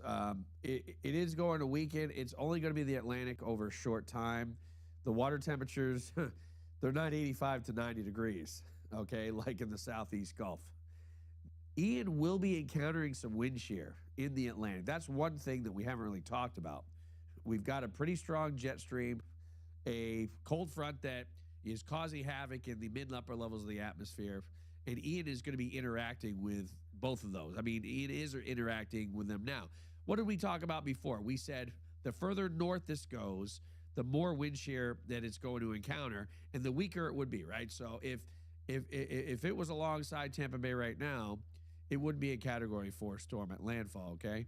So once it gets in the Atlantic, yes, the water's temperature is above average, but it will be encountering some wind shear, and it has to somehow regenerate, right? Because it's on the downslide right now. I mean, it's lost 20 miles per hour in wind within 2 hours, and that trend will continue as it moves across the state. Once it gets to the Atlantic, it's like, okay, it starts to resuscitate, but it takes a little while because now it's kind of like, you spin around in a circle on a merry-go-round or whatever, and you stand up and you're dizzy, and you can't really focus for a little while. And then all of a sudden you get your bearings. Oh, and you're good. You're on solid ground. Same thing with Ian. It's going to be kind of wobbling, right? Like, I'm dizzy. And then once it gets into the Atlantic, it's like, all right, I'm standing on solid ground now. It gains its focus, and then it starts to regain strength. But it's not going to be over the Atlantic that long. So again, I don't think it's going to become a hurricane over the Atlantic, but Ian has surprised us in so many ways, so nothing is impossible. Let's go to, well, I can't go to it yet. I have a feed I want to show everybody, but I can't go to it yet. Dogtown Trading Company, #AJB, #Eric. Relatives living in Naples, Neil Collier at 84. Will there be flooding out there, and how deep could it get? Yeah, 84 is, thankfully, it's to the east of US 41. So you're not going to see the storm surge that you've seen earlier. 84 is pretty far south as well. You won't see any surge coming in from the south or the west. You know what? I don't think there'll be much flooding on 84, just because they're not going to pick up that much rain. Real quick, I'm sorry. Can you continue? But live from Lakeland. No, that's it. There's really not much rain on down in South Naples and inland, so I don't think there'll be much flooding on 84. Stacy just lost her hat. Oh no! And so there was a crazy wind gust, and we just missed it. But let's kind of listen. I want to know how here Jack's hat is doing. Jack's hat, I think, is still secure. We just hear cracks. We don't know where they're coming from. Yeah. Downtown, there was no one around, but we heard cracks in the air. We don't know if it's a flag or what, but yeah, you definitely hear a lot of ominous sounds when you're out in this.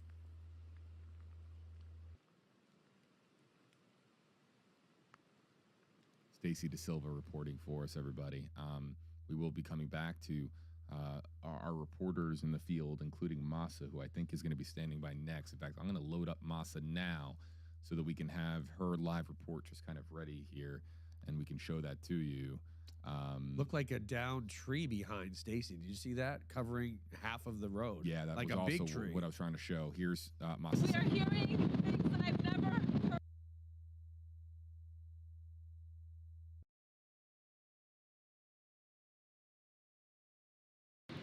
Can you hear me now? Do you guys can Let me explain what our viewers already know because they're smart. Our packs, our TVU live view, our ability to go live from the field, they are, think of them as devices, and I'll explain. This is how TV journalism works, broadcast journalism works. These devices are like super antennas that can connect to, think of like a spider web. Our live view packs and our TVU packs, they connect to a spider webs of cell towers, okay? And 99 times out of 100, okay, it connects to those cell towers and there's no problems because it can latch on. I've seen packs connect to, look, 5, 6 cell towers all at once, feeding back a crystal clear HD signal. But when that spider web of cell towers starts to break apart, so do the images that we bring you. And that is what's happening. So what we are starting to witness here, and I know this from being, I used to be a technology reporter full time, and I covered cellular infrastructure quite a bit, and I know how this stuff works. And so when the cellular infrastructure starts to break down, so does our ability to go live to our reporters in the field, unless they have a SAT truck. But look, you ain't getting a SAT feed out right now because that requires a dish, and dishes, whether mounted to trucks or wherever they're mounted to. Look, in a lot of situations like this, you don't want a satellite dish mounted to a truck in hurricane force winds. So getting out our signal right now from our colleagues in the field, this is a difficult time right now because things are starting to break apart, and it's indicative, Eric, of what kind of damage we're seeing here in the impact zone. Yeah, exactly. And you know what? I want to give JB a lot of credit. This whole area used to be our weather center, and he literally built this from scratch. I don't know how he does it. I mean, a couple of years ago, I had a flip phone. Now I have an iPhone.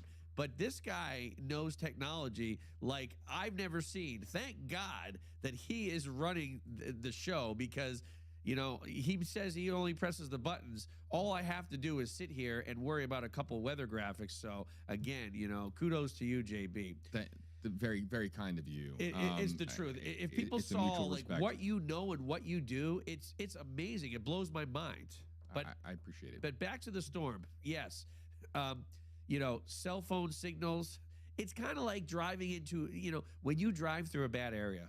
So when I go back home to New Hampshire, it doesn't even have to be, bad weather. But, if there's some interruption between the cell tower and your phone, you're driving through a rural area, wherever you are, and you lose reception. This is a very similar case, but on a much higher level. They're losing reception due to the storm, right? Because something is interfering with what they have. Their TVU is what we call it, or live view, whatever the signals that go from that to our reception. They're losing a little. So yes, it happens. And you're seeing it break up here on your screen. Right. I mean, you exactly. can watch it pixelate right and there. Freeze. Yep. This is the breakdown of the cellular infrastructure in Florida, especially in the impact area. And it's a result of this. Hurricane force winds moving ashore and breaking apart our local infrastructure on the ground, including downed power lines. Look, cell towers need power. They've got to be powered. So we're watching this happen in real time. This is also a big part of the reason we are holding on to a thread of hope that we'll be able to bring Brian Enton in for a live discussion. We are still trying to bring that to you, but he's experiencing the same technical problems now. The original problem he had was that water was rushing in quite fast at his location, and then he moved to a location where cellular infrastructure was breaking down, but that's not unique to him. All of our reporters right now, if you guys, we have a screen over here. I could show it. Well, I can't show it to you from this angle, but this screen right here, the one that I'm pointing at, this one, I'm always looking to my right. This has what we call the grid on it. And the grid shows us all the different live feeds. You know this, Eric. Yep. The grid shows us all the different live feeds of all the reporters around. It's 16 different images of reporters around the area, and it usually shows everybody like you know, in full crystal clear HD. Everything's like frozen right now. I mean, frozen because of the cellular infrastructure breaking down in Florida. And look, if you have family or friends out there that don't have cell reception, this is exactly why, because we're seeing a major breakdown in power. We're seeing a major breakdown in cellular. We're seeing trees fall onto homes and onto power lines, and things like that are bound to happen when we talk about storms of this nature.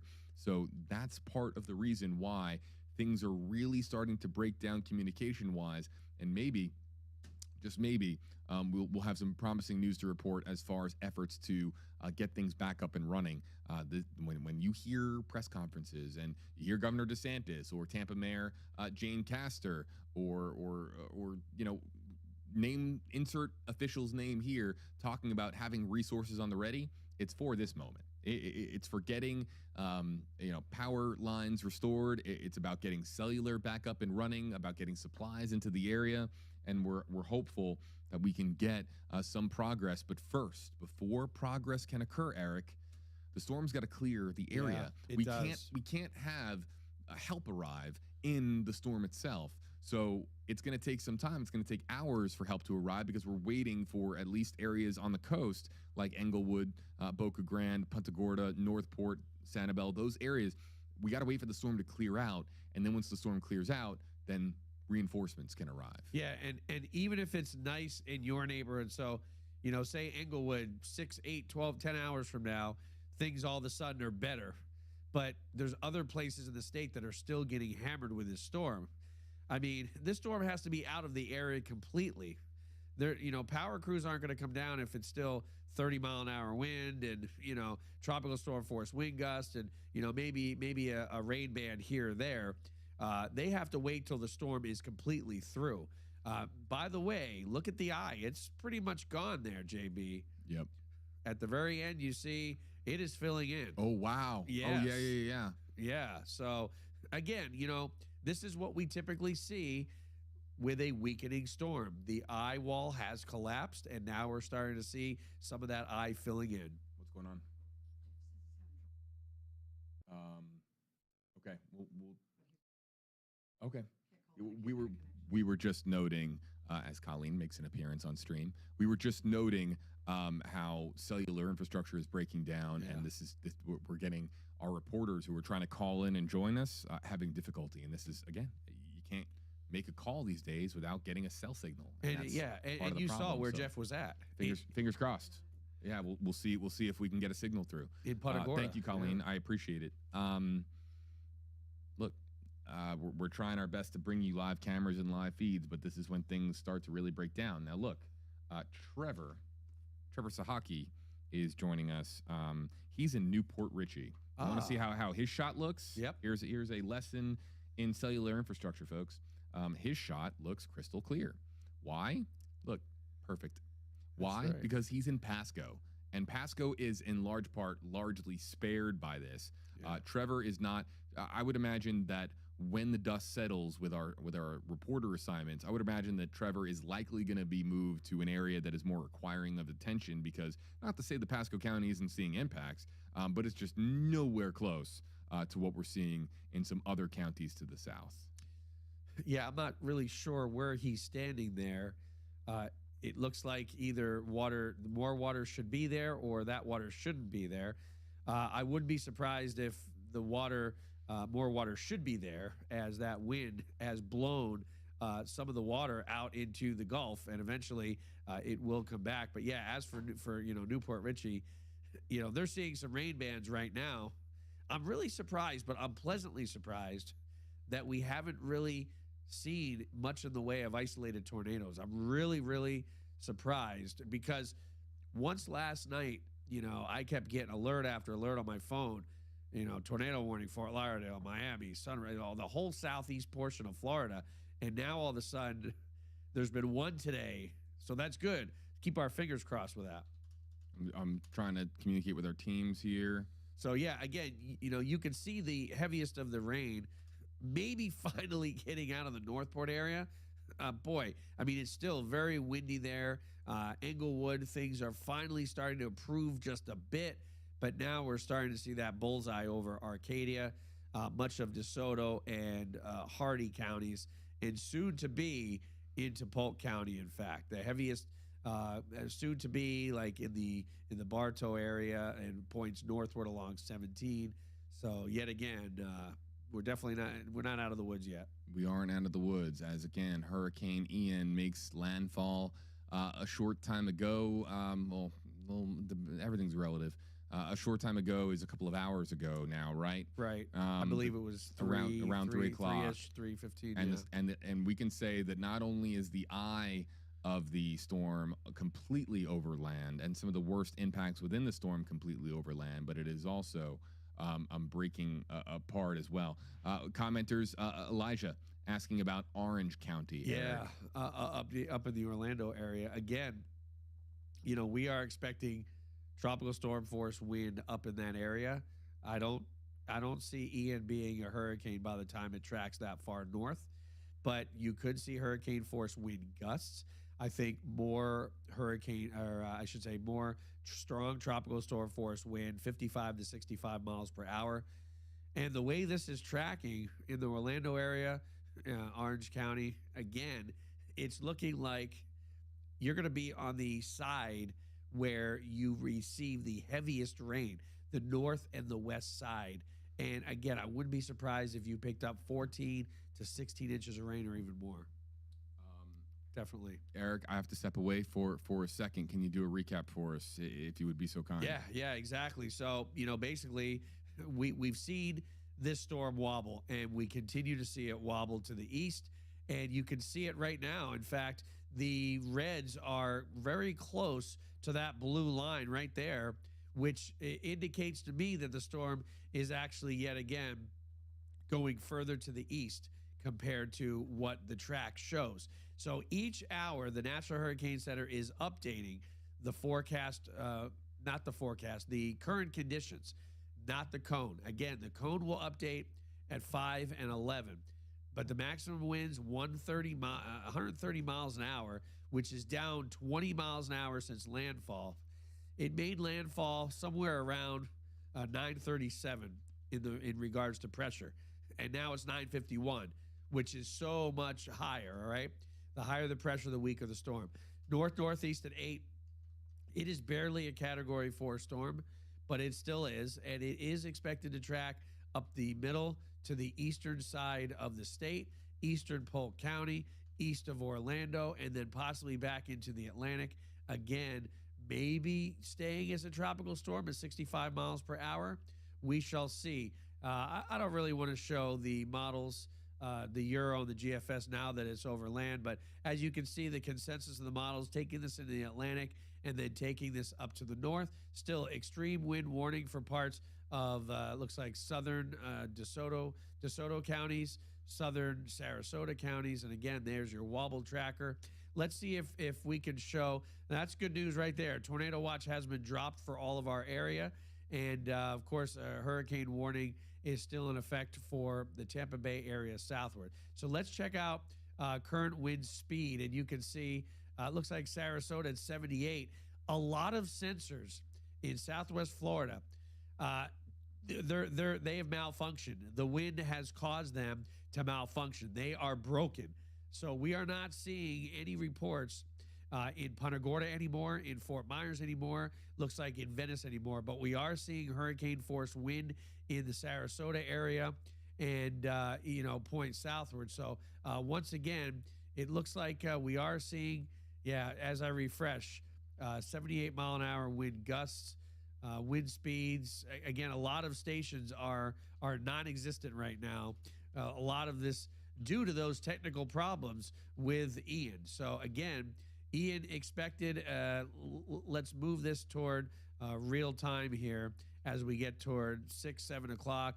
And yet again, you can see Ian weaken and really lose the wraparound moisture in the southern part of the storm later on this evening into the overnight hours. Polk County still really in the thick of it by midnight, and northern Polk County and eastern Hillsborough all the way through the overnight hours. And again, the wind gust forecast, it's looking like as we head into the overnight hours, we're not really looking at hurricane force wind gust along the coast, as this is moving at 8 miles per hour, but it might seem slow to you. By the time we get to the overnight hours, things are going to improve substantially, where inland communities will still have wind gusts to hurricane force, but along the coast it really calms down. And once we get into Thursday morning and Thursday early afternoon, look at this. Thursday at lunchtime, you're hard pressed to see tropical storm force wind gusts. So yet again, things are going to improve sooner than later, given the fact that this storm is not going to slow down. Thank God for that. We're not going to see the wind and the rain as long as we expected it to. We're still getting now a live report. Let's see if we can listen into this. This is pretty wild coming in from the Florida coast, somewhere near the eye wall. We're attempting to get a location. I believe that is Kerry Sanders. I believe that's Kerry, who I had the opportunity to meet for the first time a few weeks ago. He was here at WFLA, and Kerry knew who I was, and I was floored that Kerry Sanders knew who I was. I believe this is Kerry. It's hard to see under the hat, but let's kind of listen in for a second. We'll take you out here live, folks. Again, location TBA.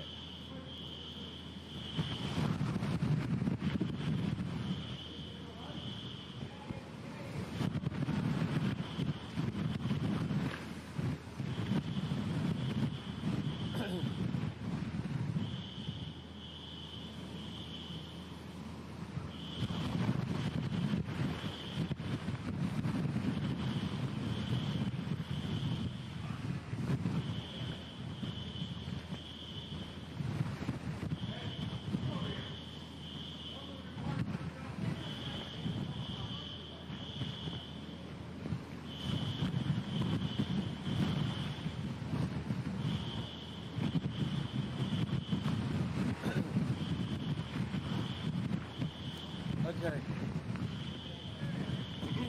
1 2 1 2.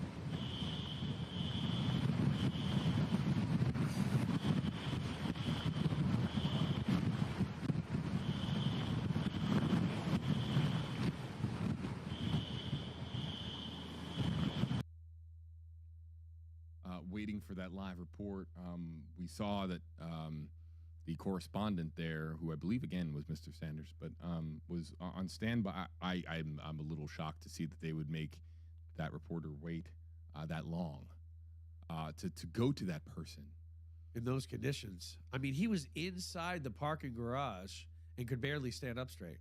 Here it is again. Let's just look at it. I mean, he's still there. He's waiting for his cue. Let's just listen in again.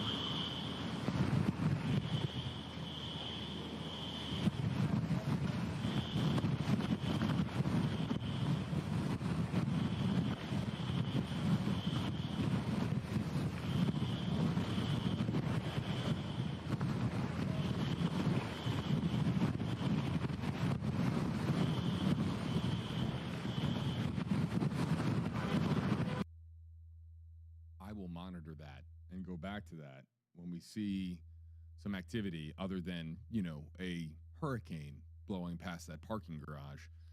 JB, Eric here with you live in the Stream Center.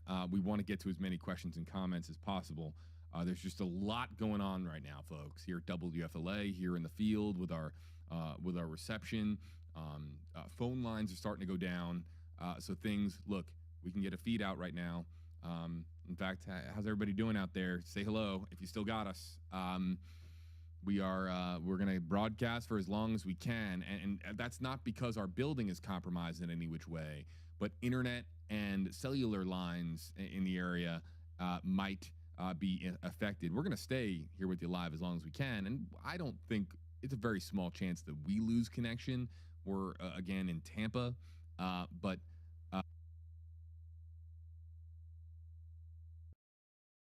Jeff Patterson tried to call in. Yeah, no phones equals no a way to establish a connection with them for us to be able to talk to them in their ear. So that, of course, impacts our coverage plan. But to the rescue, everybody. Jeff Berardelli.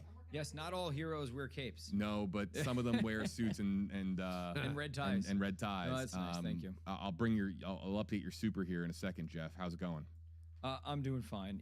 Obviously it's been a relentless day, but I can tell you this: we're faring a lot better than a lot of people right now sitting in the studio. So if I need to work 24, 36, 48 hours, that's what we're here for sure.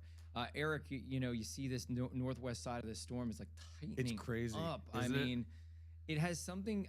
Do you have any theories on this? I just simply think and have thought for days that it's just this convergence of essentially the jet stream, which is not really the jet stream, but it's kind of an extension of the jet stream on the northwest side, kind of adding divergence in the upper atmosphere. So essentially, folks at home, divergence just is air flowing outward in all directions, kind of allowing more rising air in a certain quadrant of the storm, and it just so happens this time that is the northwest side. The only interesting thing is that even when this was far from that jet feature, we were still seeing it. We're still seeing the convection around the northwest side. So I started interacting with it days ago, though. To some degree.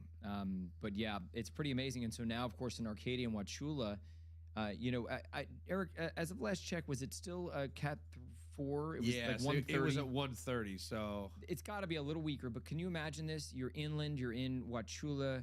You're in. I don't know if I did something. Somebody did something because that's me. Hold on.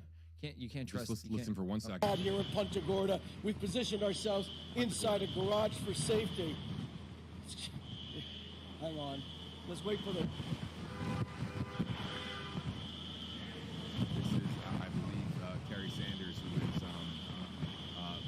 So let me just explain really quickly for our audience what is happening here is he is trying to record something and feed it out in the event that they lose live signal. Let's listen in again. Backside, and as the backside winds kick up, these are the strongest winds we've felt here in Punta Gorda during this hurricane. Kerry Sanders is a professional. Yeah. He has been in everything. He's been here so long. I had the pleasure of interviewing him. That's why I was just talking about him. So he was here at the station recently, and that was the reason why. And I met him, and he was unbelievably kind, folks. I mean, really a great guy. He was underneath an overpass during Hurricane Andrew. That's essentially what kind of rocketed him to stardom. Of course, now he's on NBC News. He went through the core of Hurricane Andrew in a car underneath an overpass. Wow. Yeah, if you can imagine that. People are asking, look, and I'll go to Chrissy in our comment section. Well, look, guys, we still are accessing your comments here, and this one comes in from Chrissy. Is he okay? I'm monitoring his feed. He looks okay. Yeah. He is a pro. Yeah, he's a professional. If anybody could do this, it's Kerry Sanders. He's been through a million hurricanes in his life. I'm about to go back to Twitter to grab your hashtag HJB tweets, everybody. Hashtag Hey Eric and Jeff as well. I'll be looking for them. Whether it's you're showing us what it's like with power down where you are, or whatever the situation might be. If you have something to share with us on Twitter, tweet it out. Hashtag KJB. I'll be coming to it in about 3 minutes. But in the meantime, back to the weather discussion with Chief Meteorologist Jeff Berardelli on the right, and of course Max Fender, meteorologist Eric Stone. Look on the at left. look at the next wobble, Jeff, to the east. I mean, this thing is not following that line whatsoever No, right there. and mean, that is true. This Although is going through Highlands. I do wonder if the lopsidedness of the thunderstorms will end up kind of pulling it west, and maybe that's what the National Hurricane Center is banking on, that the fact that all the storms are on the north and northwest side may Still hasn't actually done kind it of yet, but pivot yeah. it a little bit to the northwest. We'll see if that happens, but you're right, it seems to be going slightly east, and that's why we have the wobbled tracker, because now it's headed closer to Sebring, right? Yeah, it's heading a exactly. little bit further east towards Highlands County, and I have a feeling that the strongest winds are going to miss Lakeland. However, I wonder though, and they don't look like they're going to miss Lake Wales. They look like they're headed directly right to Lake on Wales. them. Yeah. Did you see that there was a wind gust to 140 miles an hour in Cape Coral? Oh no, I Yep, saw that's- 120, not 140. The latest is that there was 140. I think it was the Cape Coral Yacht Club. Oh wow. I can, yeah. Yep, right on the water. Yep. South Cape. Yep. As we look here at some of the tweets, Bellamia, LeBoy, how's the weather going to be for Riverview and Fishhawk? Yeah, again, the further south and east this goes, it really bodes well for places in the Bay Area. So Riverview, though, being on the south and east side of the Bay, again, maybe hurricane force wind, but definitely strong tropical storm force wind, and you won't get the brunt of the rain. So maybe 4 to 6 inches in Riverview? Yeah, that sounds about right to me. That sounds about right. We've already had about 16, 17 inches of rain in southern Sarasota County. Yes. So I imagine when it's all said and done, we'll be over 20 inches, obviously. Oh, yeah, there. definitely. And so, yeah, we've been calling for this 20-inch swath of rain right along and just to the northwest of the track, and it seems to be verifying. I mean, the places that got, and did you also notice, and we had Jeff Patterson on. Yeah, we saw Jeff. I mean, it was quiet and calm in Punta Gorda. Nothing was happening. And then all of a sudden, wham, the western eye wall came in, and that was stronger. And you can ask Jeff. I watched him in his live shots at the front end, and they were bad, but not that bad. On the back end, it really hit And hard. did you see the car that was driving in that live shot? In the background, there was a car that was actually driving by him. I couldn't believe because it. they did not realize, obviously, that they were in the eye and that it was about to get worse again. Yeah. And this eye was a big eye, so it wasn't like you only had a half hour to think about it. This, you might have had 2 hours to be like, right. Well, it's been an hour and a half. I guess the system is gone now. I'm going to get out my car and start driving around. It wasn't gone. We're looking for #KJB tweets on Twitter. Regina says, #KJB, serious trooper there. Kerry needs to be safe. He will be safe, believe me. Tongue-in-cheek comment here from Andy about the water bottles. Yeah, look, we're staying hydrated here at WFLA. And Michael with this comment, #KJB, any earthquake activity expected. I can't, now that I don't know the intent of that tweet. I might have an inclination, but has a hurricane and an earthquake ever happened in the same place at the same time? I don't know. It's not an answer. I don't know the answer to that question. Might be something for a search online. We'll come back to this here in just a second, folks. Yeah, there was one time. So I was working in Fort Myers, and I felt my chair kind of shift a little bit, and I thought it was my chief kind of putting his foot, and it turned out there was an earthquake in northern Cuba. I think it was like a 4.4, and that's what I had felt, but not at the same time as a hurricane. But that's just an interesting factoid. That is interesting. Jeff, what you checking out? And Eric, what are we monitoring at this hour as we go back to tweets in a the 7 second? o'clock update is going to be coming out pretty soon. We're not going to see a cone shift till what, 11, or will we see one at 8 o'clock? It's interesting. It seems to me, and you noticed it too, at one point, do you remember that the National Hurricane Center had the line going straight north? Yes. Along the border of Manatee and Hardee County, and then veering east, and then all of a sudden it changed. But did that happen at 5? Was that okay? Yes. Because I saw that it changed. So we shouldn't see a track change until 11. But I have to say that if something really strange happens, then obviously they will update it. It was actually moving a little bit west of North, Jeff. And I had said, what is going on? It's like correcting for the wobble. And then it just went whoop like that, and it was that straight line. Yeah, I when I saw that, I thought to myself, oh my goodness, what is going on here? Yeah. It turns out that it didn't take that track. Right. Of course not. Yeah. Yeah. But I mean, I was wondering why. I don't know if it was anyway. Luckily it's I not tell you, Jeff, luckily, but just that it stayed more. It's amazing how we can see that 30 minutes or more Yep. before the actual track comes out Yep. with that wobble. Well, that's why we have that wobble Yep. tracker. Yeah. Kate T, we'll go back to the wobble tracker in a moment. My family's in Sarasota and I'm in Melbourne. Is the worst part over for Sarasota, and what can I expect in Melbourne? Yeah, I think you're getting the worst. If not, if it's not over yet, it'll be over soon because now this storm is starting to move away from Sarasota. You've still got those heavy rain bands, but you're not into that deep convection. So the worst may be over, but you're still going to be into some pretty strong wind, possible hurricane force, but more like strong tropical storm force with hurricane wind gusts for the next few hours. YOLO is tweeting back at us. We were talking about the trampoline earlier. Remember that? Oh, yes. Yeah, back at us. Hashtag AJB. Lakeland isn't looking so well. We already have the trampoline tied and everything, but lots of wind and flickering lights. Will it get worse in Lakeland? Yeah, of course it will. I mean, the storm is so far south right now of even Polk County. But you remember yesterday at this time, the track was going right through Lakeland. You were expecting Category 1 hurricane force wind in the Lakeland area with higher gusts. Now, as this tracks toward Lake Wales or Indian Lakes in southeast Polk, well, now you're not really expecting that, but you'll still get some heavy rain and tropical storm force wind. You're not expecting 2 feet of rain like we originally. All right. Yeah, and that's the thing, just a track 10 miles further west puts Lakeland in that higher rainfall amount. But I think Lakeland still has a chance of seeing hurricane force wind gusts. Yes. Not sustained necessarily. Jeff, we've been asking as well for people to show us where they are and how they are hunkering down in the storm, and asking folks to let us know where they are and whether or not they have power. We've got Aunt Mez here, hashtag AJB, sitting in my sunroom waiting to be swept away. He's not going to be swept away. No, what is the condition in Wesley Chapel tonight? I mean, they'll see wind gusts to maybe 55 miles an hour, maybe 60 in some of those outer bands. Shouldn't get too much worse than that, I'd say. And obviously continue to be in and out of those heavy bands of rain. But Wesley Chapel, you're out of what would be the core of this system. JB, I have a question for you. I've been retweeting videos on my Twitter feed. Are you able to bring them up? Let's bring it up. I honestly, some of these videos are insane. if I have the rights to show them. Oh, okay. I'm not sure. I don't think you would have the rights to show so them. then They're just retweets of videos that I don't know what these. Okay.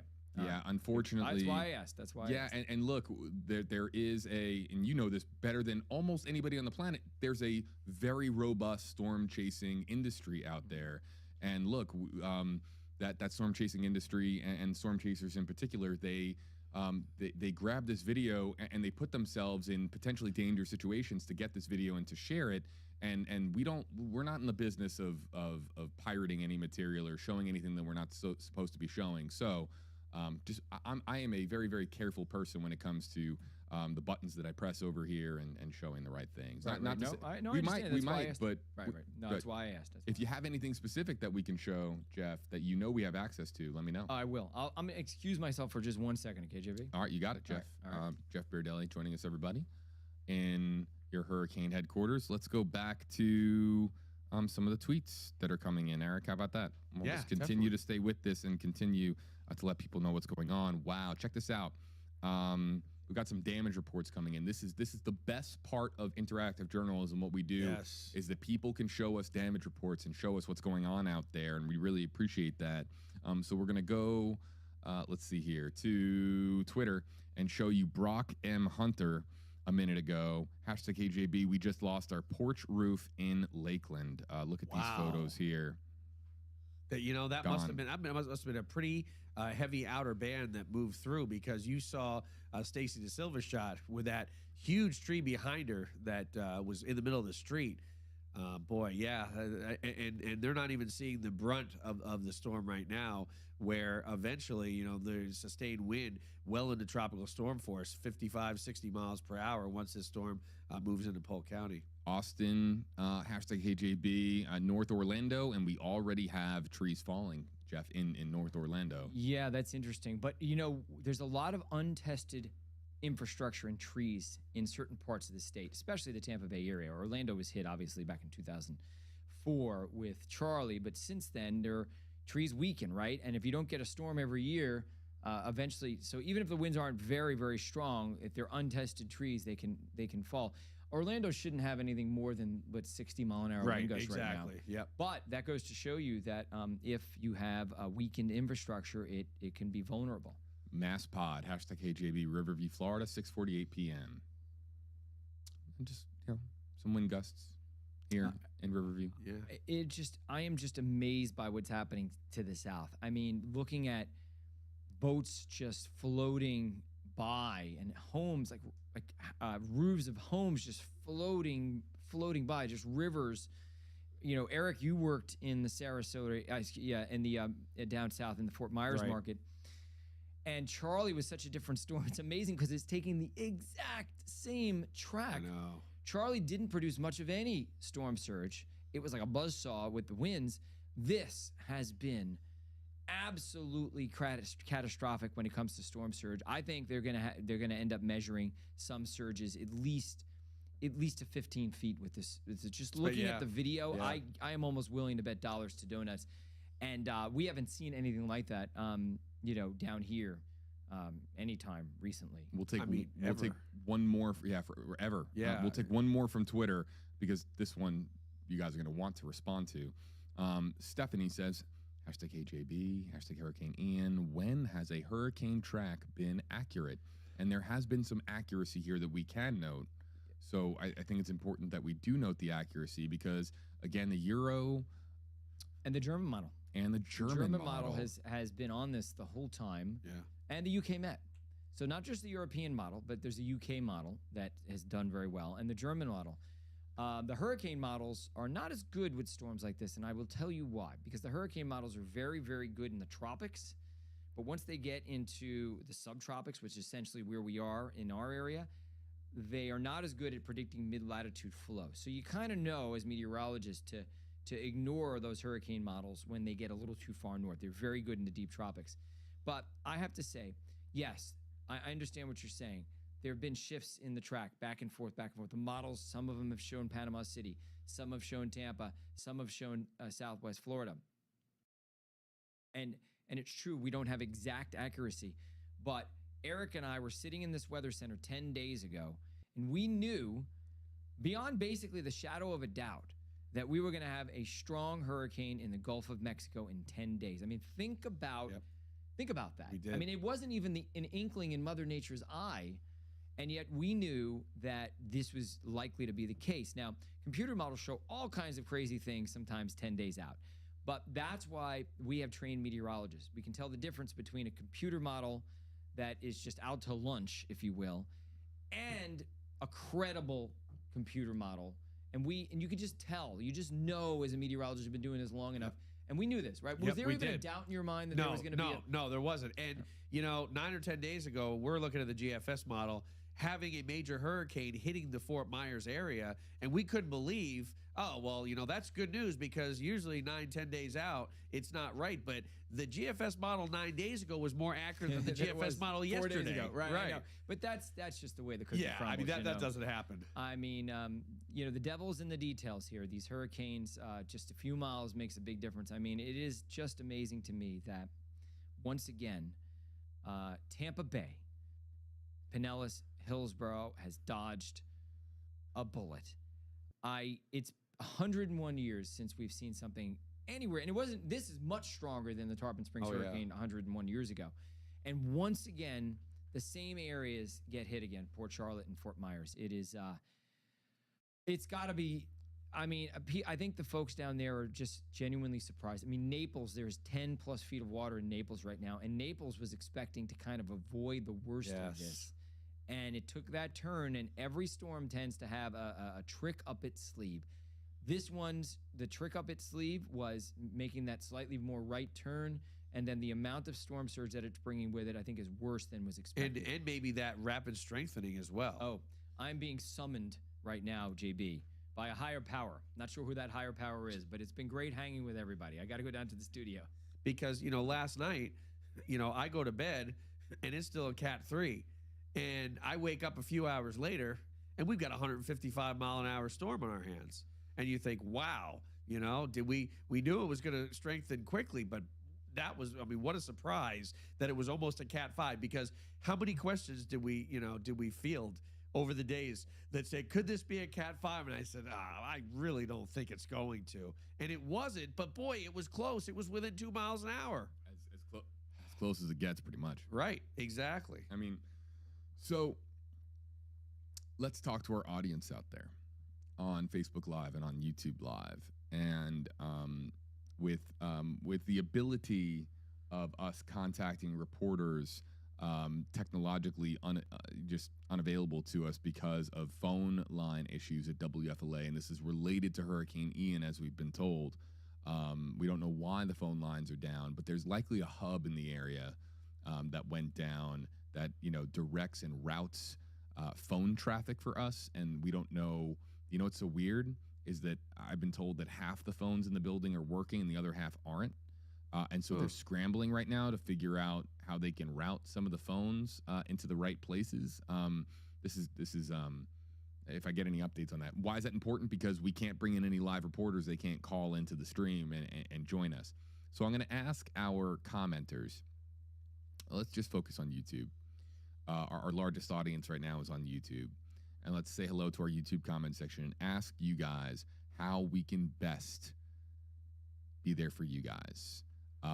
Do we want to be talking about power outages? Do we want to be tracking the storm on a granular level? Do we want to be showing you more live feeds? Do you want to do more live Q&As? I'm gonna just ask everybody to throw their thoughts in the comment section, because we're here to show you guys and to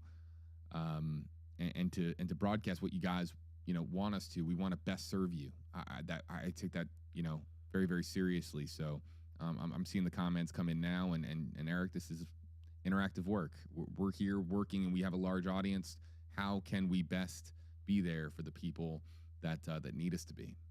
Yeah, and the latest update should be on the screen on Source 120, the 7 o'clock update. Let's see if Ian has weakened or not. It probably has. I think it was a Cat 4. I'm willing to bet that it's probably a Category 3 now. What have we got? Yep, it's a Category 3. It's 125 miles an hour at 955 millibars. So now we're still dealing with a major hurricane, but slightly less in strength as a Category 3. Okay. So I've been told by our team that we are going to stay on stream until 7:30, and then we're going to bring you coverage from on air, our broadcast signal. You might have noticed that Eric and I haven't gotten up. We need to get up and do things that normal human beings do when they get up. You know what I'm talking about, folks? Bathroom, eat. Yeah, and I'm glad that Jeff brought over a couple spare water bottles in the building. That was good. So look, 7:30, we are going to stay. So look, we have another half an hour with everybody, and then we are going to go and send things over to our team in the broadcast studio, and then we will likely be back. People asking for a power outage map. We will get that. We'll try to get that to you as soon as humanly possible. Actually, I think I have a way to do that. Let's look at some other commenters. I will work on getting you guys a power outage map. Other things. Looking at some other comments. Tracking the storm towards Disney. We will continue to do that. Right. Tropical storm force wind, but not hurricane force wind in the Disney area. Could see hurricane force wind gusts, but again, I do expect the storm to continue to really weaken drastically as it moves to the northeast. With the problems that we're having, we only have one live feed available. I don't know where it is. Maybe our commenters can help us identify where this feed is coming in from. But let's see if I can bring it up on screen. Let's see here. Look for identifying marks. There's been a communication breakdown, folks, which is exactly why. Might be Punta Gorda. Might be Punta Gorda. Which is exactly why we don't know the location of this feed. But Is there any audio on it? Let's listen in. Watch your ears. I know some feeds come through really loud. Watch your ears.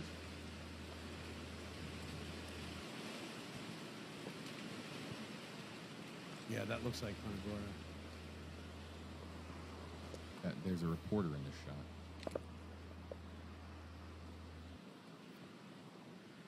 Who is that in the bottom left? Is that Stacy? Oh, maybe. Oh, it is Stacy. Ah, This is Lakeland. Lakeland. And she's getting ready for a live report. Right. Oh, okay. We just got up another feed showing Naples once again. Naples. There are a number of things that are still going on. One is we're in Collier County. They say they have people who are trapped. Downtown Naples has still got water flooding in it, but they've also redirected the phone calls that are going to Lee County, which you were just talking about, to Collier County, and there are people who are desperate for help. So they're actually putting out word in this county, please, don't call us unless it's a dire emergency. We can't come and get you anyway. Those barrier islands, they're trying to figure out who didn't leave those barrier islands. We're under mandatory evacuation, but all that means is that if you don't leave, that they won't come and rescue you until they can. And they can't. The winds are not down enough anywhere on the western coast of Florida. The water's not far enough gone. So there's not even going to be a beginning to rescues and things like that until tomorrow, let alone the 1.5 million plus people who I was don't just have gonna say, power in look at Florida. the That number's beach. going up. There are a lot of people without cell phone service. So as you Downtown say, Naples. we're starting to That is see such the a end really of this nice thing, the area. back of it, in points north of me, in Tampa and northeast of that to Orlando and Jacksonville. They're actually still seeing the worst of it because the storm has slowed down to really the speed at which a human can walk. And that's just going to saturate the ground, and more trees and poles are going to come down, and that's going to cause more outages. So there is a lot that the state continues to face, and we probably won't know until the sun comes up again how much damage there actually is. There's some relief that we're seeing the back of it, but it's nowhere close to over. Jeff? Wow. Well, the good news is The water's receding. and it didn't slow down quite that much. It's at 8 miles an hour. That is the good news, because if this was a 2 or 3 mile an hour slow moving storm, boy, can you imagine? Jeff Patterson, he was in Punta Gorda for how many hours? We watched him get battered. If that storm moved 3 times less, you could have gotten nailed for 10 hours with 100+ miles an hour wind. So thank God that this is moving at a decent pace. Yeah, definitely. Wow. Looking at some different power reports coming in, folks. We're gonna try our very best to get you some power reports coming in as we look at some of the other commenters coming in. Yeah, guys, I know I need a nap. Look, I know I look tired.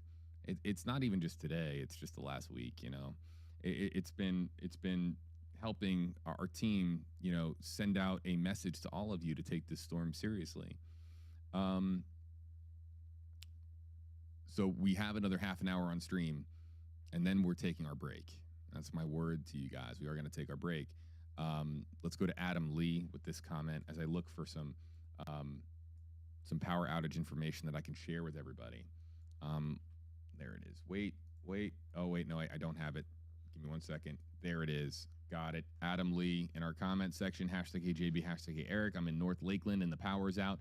Appreciate the live updates.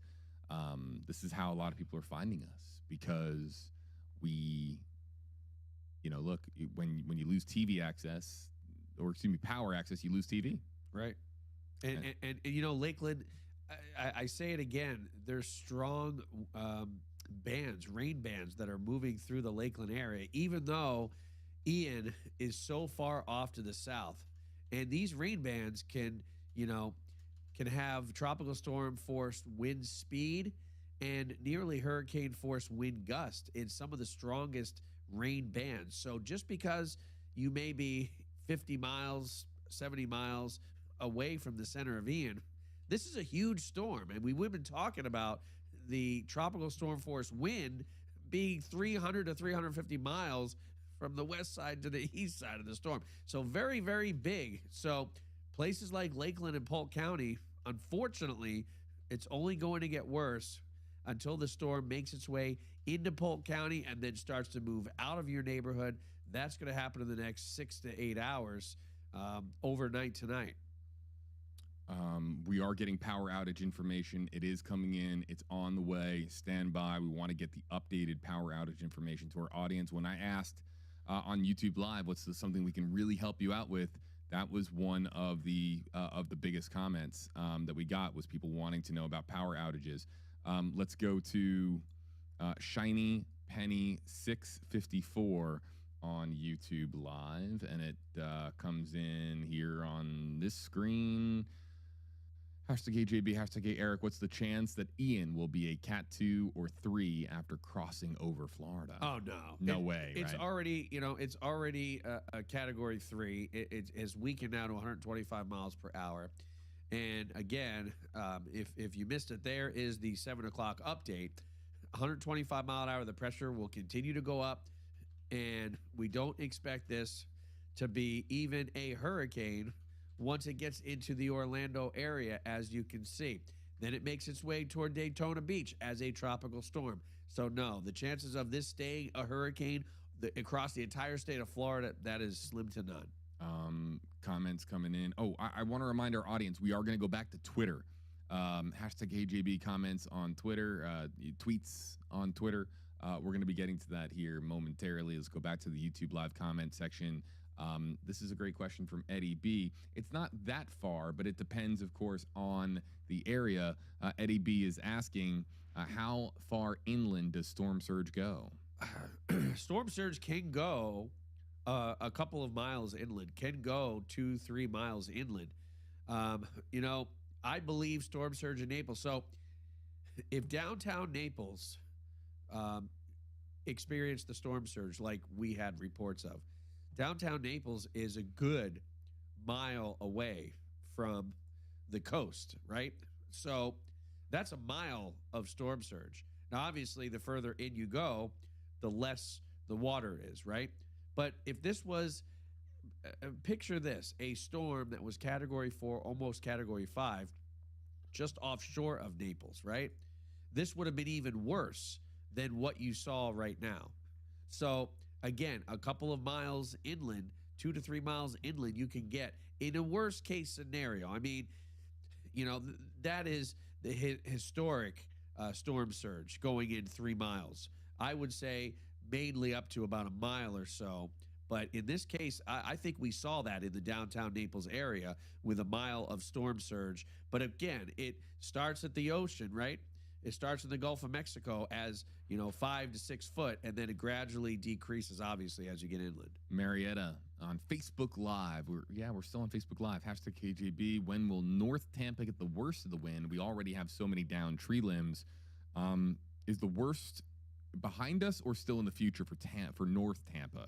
Yeah, Tampa, North Tampa, the worst. Still in the future. In fact, we'll go back to the wobble tracker, and you can see right now, in regards to Tampa and North Tampa, the storm is pretty close to being as close as it's going to get to Tampa, maybe in the next hour or so. So what time? By 9 o'clock or so, I don't think conditions will get any worse than what we're seeing between now and 9 o'clock. So the next hour and a half window, I think once we get through that between 9 and 10, we'll start to see conditions slightly improve. But again, this storm has got such a huge surface area. And you see the yellows getting into the Tampa metro area now. You're seeing the moderate rain bands get into Tampa, the more sustained rain, not the hit or miss, the outer bands that give you intermittent rain. We're starting to see more of that solid rain. So again, between now and 9 o'clock, even up to 10 o'clock, I think that'll be the worst. And of course, as we get into the overnight hours, things will dramatically improve as this is going to continue to move.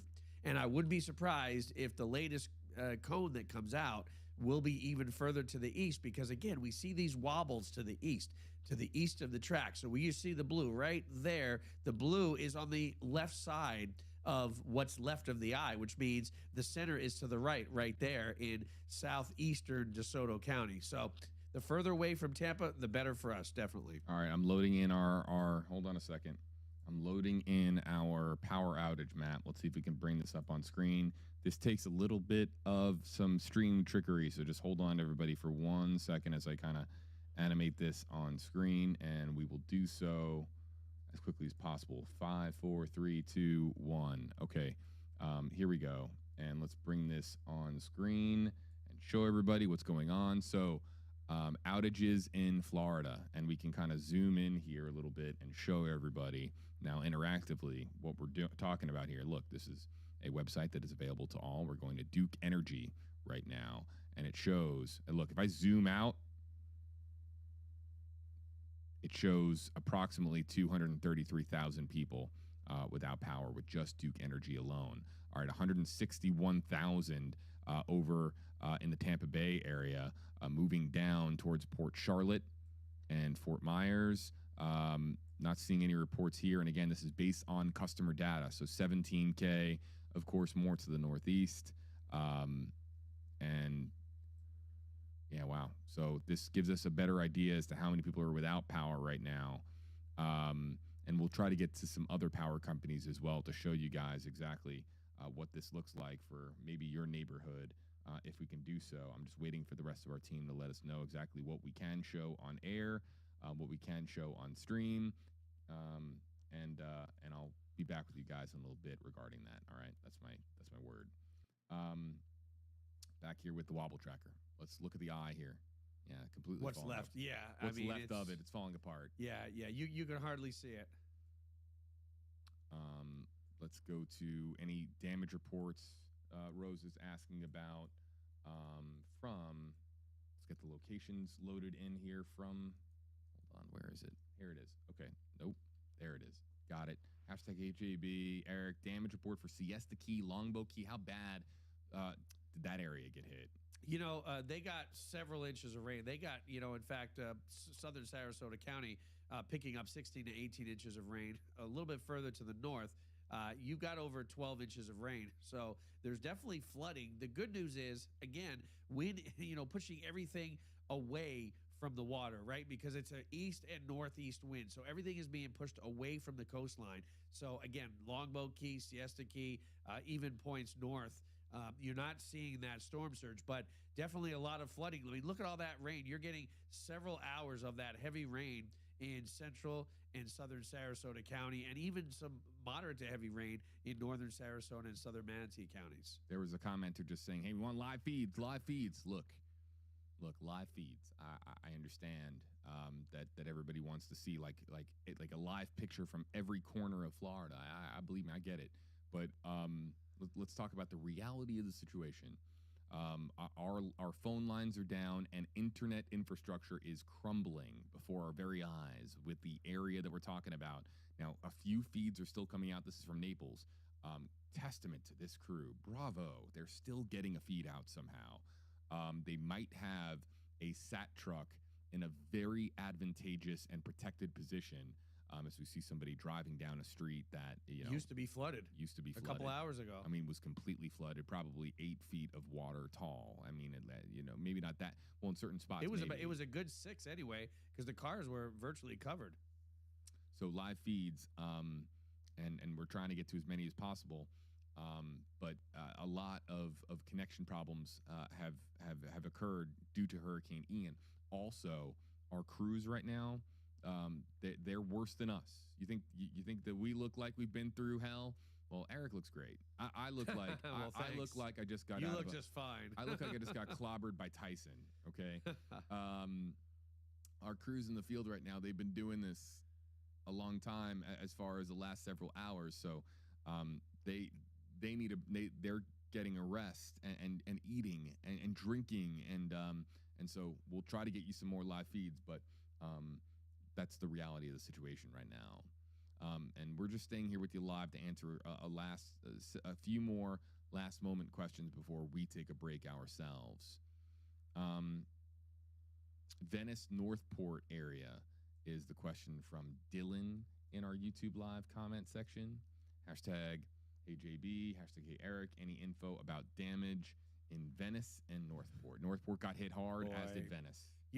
I don't think we're really going to hear much from those areas because, I mean, I can't imagine many people even have power or even have a way to communicate what the damage is. And I know a lot of people were smart and they evacuated when they were told to, especially in the Venice area, right along the coast. So I think the damage reports will slowly start to come in a little more so once the storm gets further away. people start coming back to their homes. People start driving when it's safe to drive, not right now. So definitely by tomorrow morning, I think we'll have a better idea. And of course, once it gets light outside, it's pretty dark. It's kind of hard to see, hard to see things with the rain and the wind and it being dark. Once, hopefully, the sun, I'd like to say, comes up tomorrow, at least it gets bright outside, we'll have a better idea. Where's my UK audience at? There was a big story last year. You guys know the one I'm talking about, where people were hyper focused on Florida from the United Kingdom.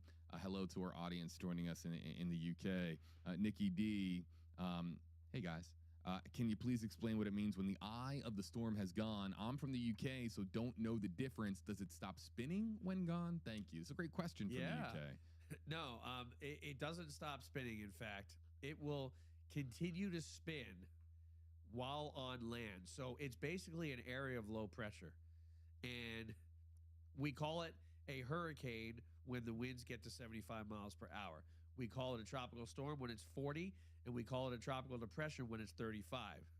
But once this thing moves northward, and we saw it with Fiona, we didn't call Fiona a hurricane once it reached Nova Scotia because it didn't have the tropical characteristics. Yet it was still spinning. It didn't have an eye. But notice this storm. We don't see much rain on the south and east side, right? Now, typically, we don't see much rain on the west side. This is, again, just a different ball game. But this thing will keep spinning as an area of low pressure until it merges with a cold front way up north and pushes it out to the Atlantic. There's your answer. There's your answer right there. Let's go to Nancy. Nancy Hawk or Haw J, hashtag AJB, hashtag Eric. Can you tell us if that northwest wall will hit Brandon? No, good news there. Thank goodness. Definitely not the strongest. So you see right now that northwest wall is right into southern Polk County. Brandon is still well to the northwest of that. And, Ian is moving almost parallel now to Tampa. It's moving almost to the northeast, just, slightly east of north. But with all these wobbles, it's moving virtually to the northeast. So, again, I don't think Hillsborough County at all is going to get into that. So that's good news. But in Lithia, Waimama, those will be the places in Hillsborough County that have the greatest chance for hurricane force wind, and even possibly seeing that right now. But as you get northward, closer to I-4, State Road 60, the chances of you, well, first of all, you're not going to get into that northwest eye wall, but even the chances of hurricane force wind really goes down, maybe wind gust at most. Let's go to the power outage map that we brought up here on your screen from FPL. And look, those shaded areas, seeing significant power outages, and look how far it extends down south into the peninsula. And it says there on your screen, we're responding to Hurricane Ian as it impacts parts of Florida. Crews are now restoring power in between weather bands as conditions allow. Remember to stay away from flooding, down power lines, and debris. Yeah, look, that's the reality of the situation. We've got hundreds of thousands of people without power right now, and you might be watching us. If you have no power, let us know. Let's just do this interactively for a second in the YouTube Live or Facebook Live comment section. If you don't have power, tell us no power and where you are and where you're watching from. I think it would be helpful for us to shout out some places that are without power at this particular time. Let's put away. I bet it's more than 1 million.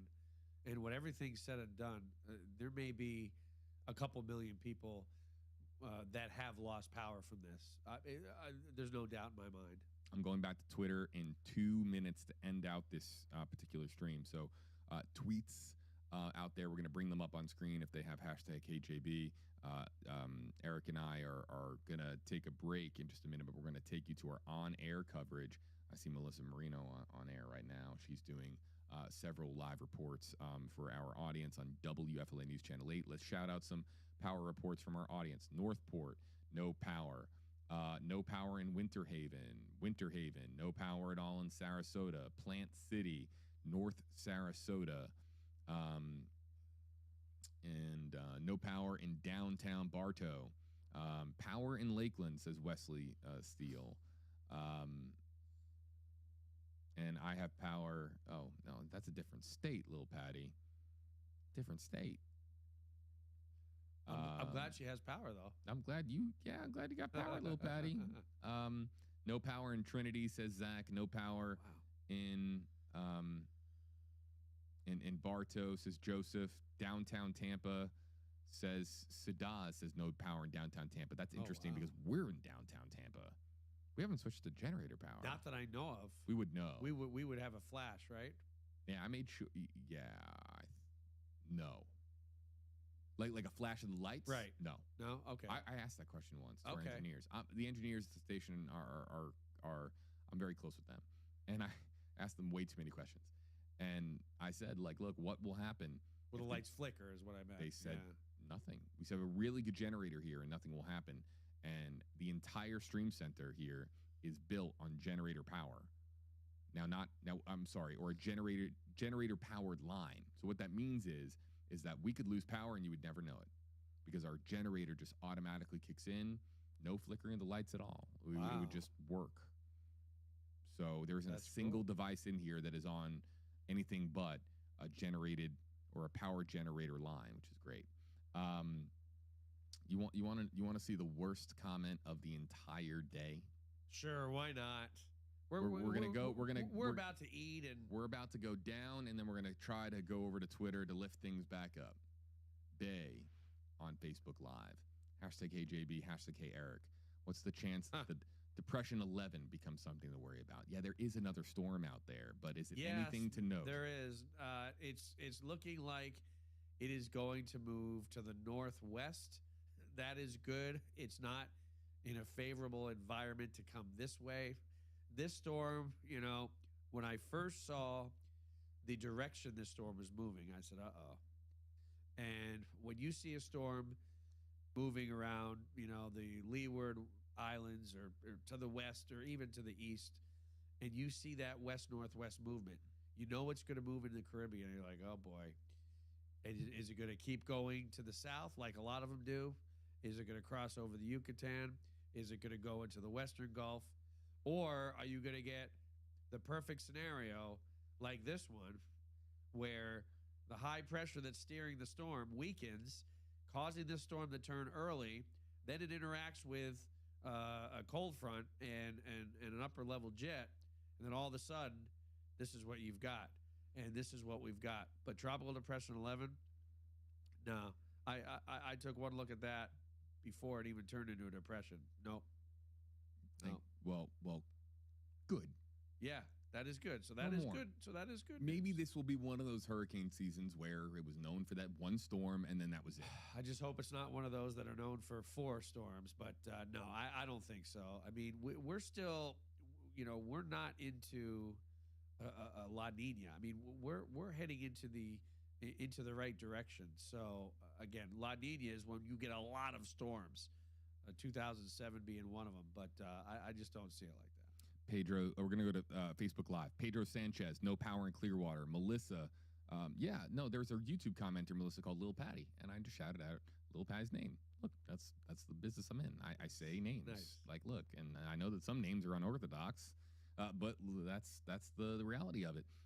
Shelly says, hashtag KJB power in Port Richey, no power in Plant City. Might know somebody over there in Plant City as well. Kimberly says no power in Punta Gorda. No surprise there. Largo, no power, says Monica. Lindsay says we have power just inland from Clearwater Beach. That's good to hear. And last one, Kayla says Arcadia has been without power since 3-something. Yeah, well that makes sense. That was landfall. Yeah, that makes sense because, I mean, they started getting inundated over the past couple of hours, and it's only gotten worse. And they're on literally the worst part right now. Look at this. Michael says, we're going to Twitter now. Hashtag HeyJB tweets on Twitter. This is what we're going to do to end the stream. And We are going to send things over to our broadcast coverage. They do have important details to pass along to you in a moment. We're just going to end out here just checking to see what the activity is like on Twitter. And this is an interesting start.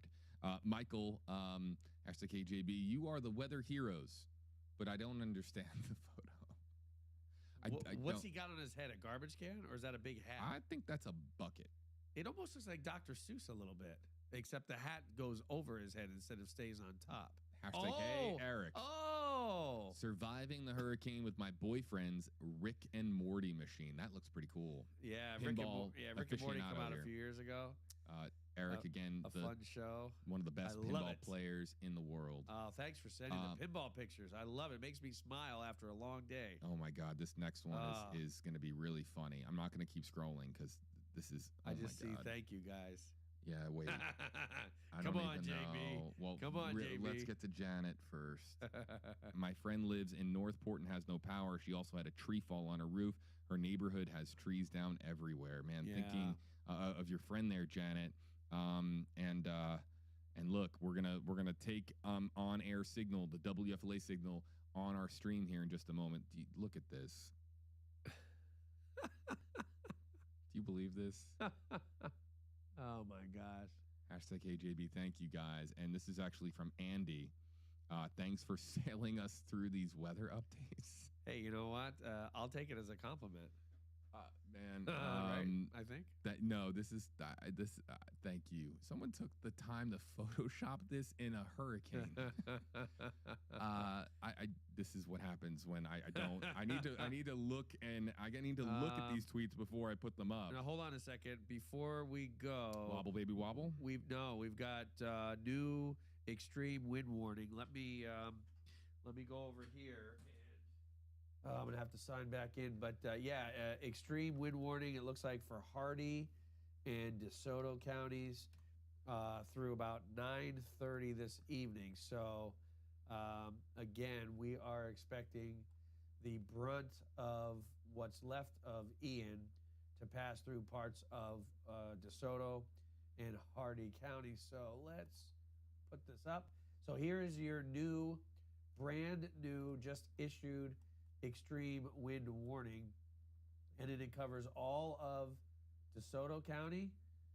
It includes most of Highlands County and south of Frostproof in Polk County, almost to the Fort Meade area. So again, a new extreme wind warning in effect for the next 2 hours until 9:30. Includes Sebring, Lake Placid down to Venus, and in DeSoto County, Arcadia, Brownville, into Hardee County along 17, Zolfo Springs, Moffett, and almost into Fort Meade, Cruzville as well, and also into parts of southern Polk County, as you can see, right around the Frostproof area along 27 and 98, all the way down to Avon Park, and again into the Sebring area. So, this isn't over just because this storm, it has moved, well onshore, and you can see that, it's definitely weakened, right? The eye is now, well inland, and it is. There's not much to the eye, but we're still seeing that extreme wind upwards of 90 to 100 miles per hour. And that's what that extreme wind warning is 100 mile per hour plus possible sustained winds in places like Arcadia to Wauchula, not quite to Bartow, Lake Wales, not quite into it, but Frostproof, Sebring, and Lake Placid. So just a dangerous situation that keeps on going. It just isn't stopping yet. Whoa, that was a double lightning strike. That was weird. Wow. There we go. Okay, hashtag KJB from Courtney Maxey. Manasota Key took a direct hit from Hurricane Ian. I haven't heard any news yet. Any updates? And enjoy the break. Thank you.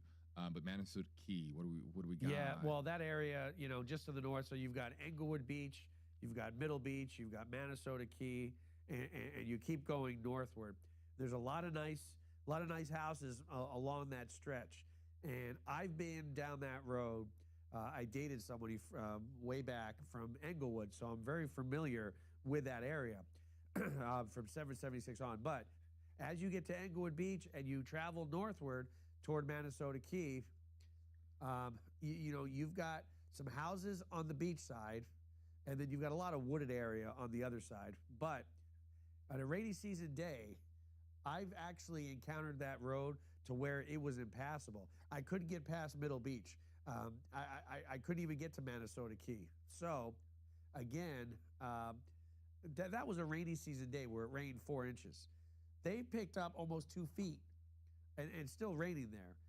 So, I mean, I guarantee you that roadway is flooded in that area. I think that time has come. Yeah. We are going to switch over to our on-air signal here, everybody, in just a moment. There have been people who have been asking how look, there have been people who've been very, very appreciative of our coverage. What we do is not normal in the TV station sense. Most stations, and if you go over to other YouTube pages or other Facebook pages, they will share their on-air signal like we're about to do, and then they just, that's how they get out life-saving information. But it's a one-way street. What we do here in your hurricane headquarters, the WFLA Now Stream Center, what we do is we interact with you guys, and we feature your comments. And why do we do this? Because storms can be scary, and we want to be here for you as a resource, and we want to be able to have that conversation with you guys back and forth.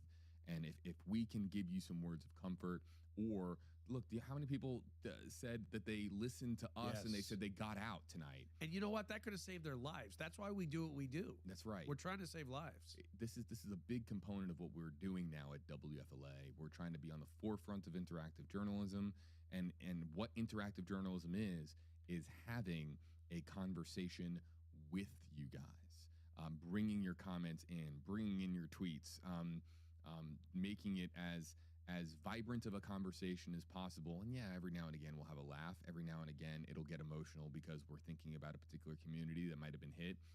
We do it for news, weather, and we do it for sports as well. We have a Buccaneer show that we do as well.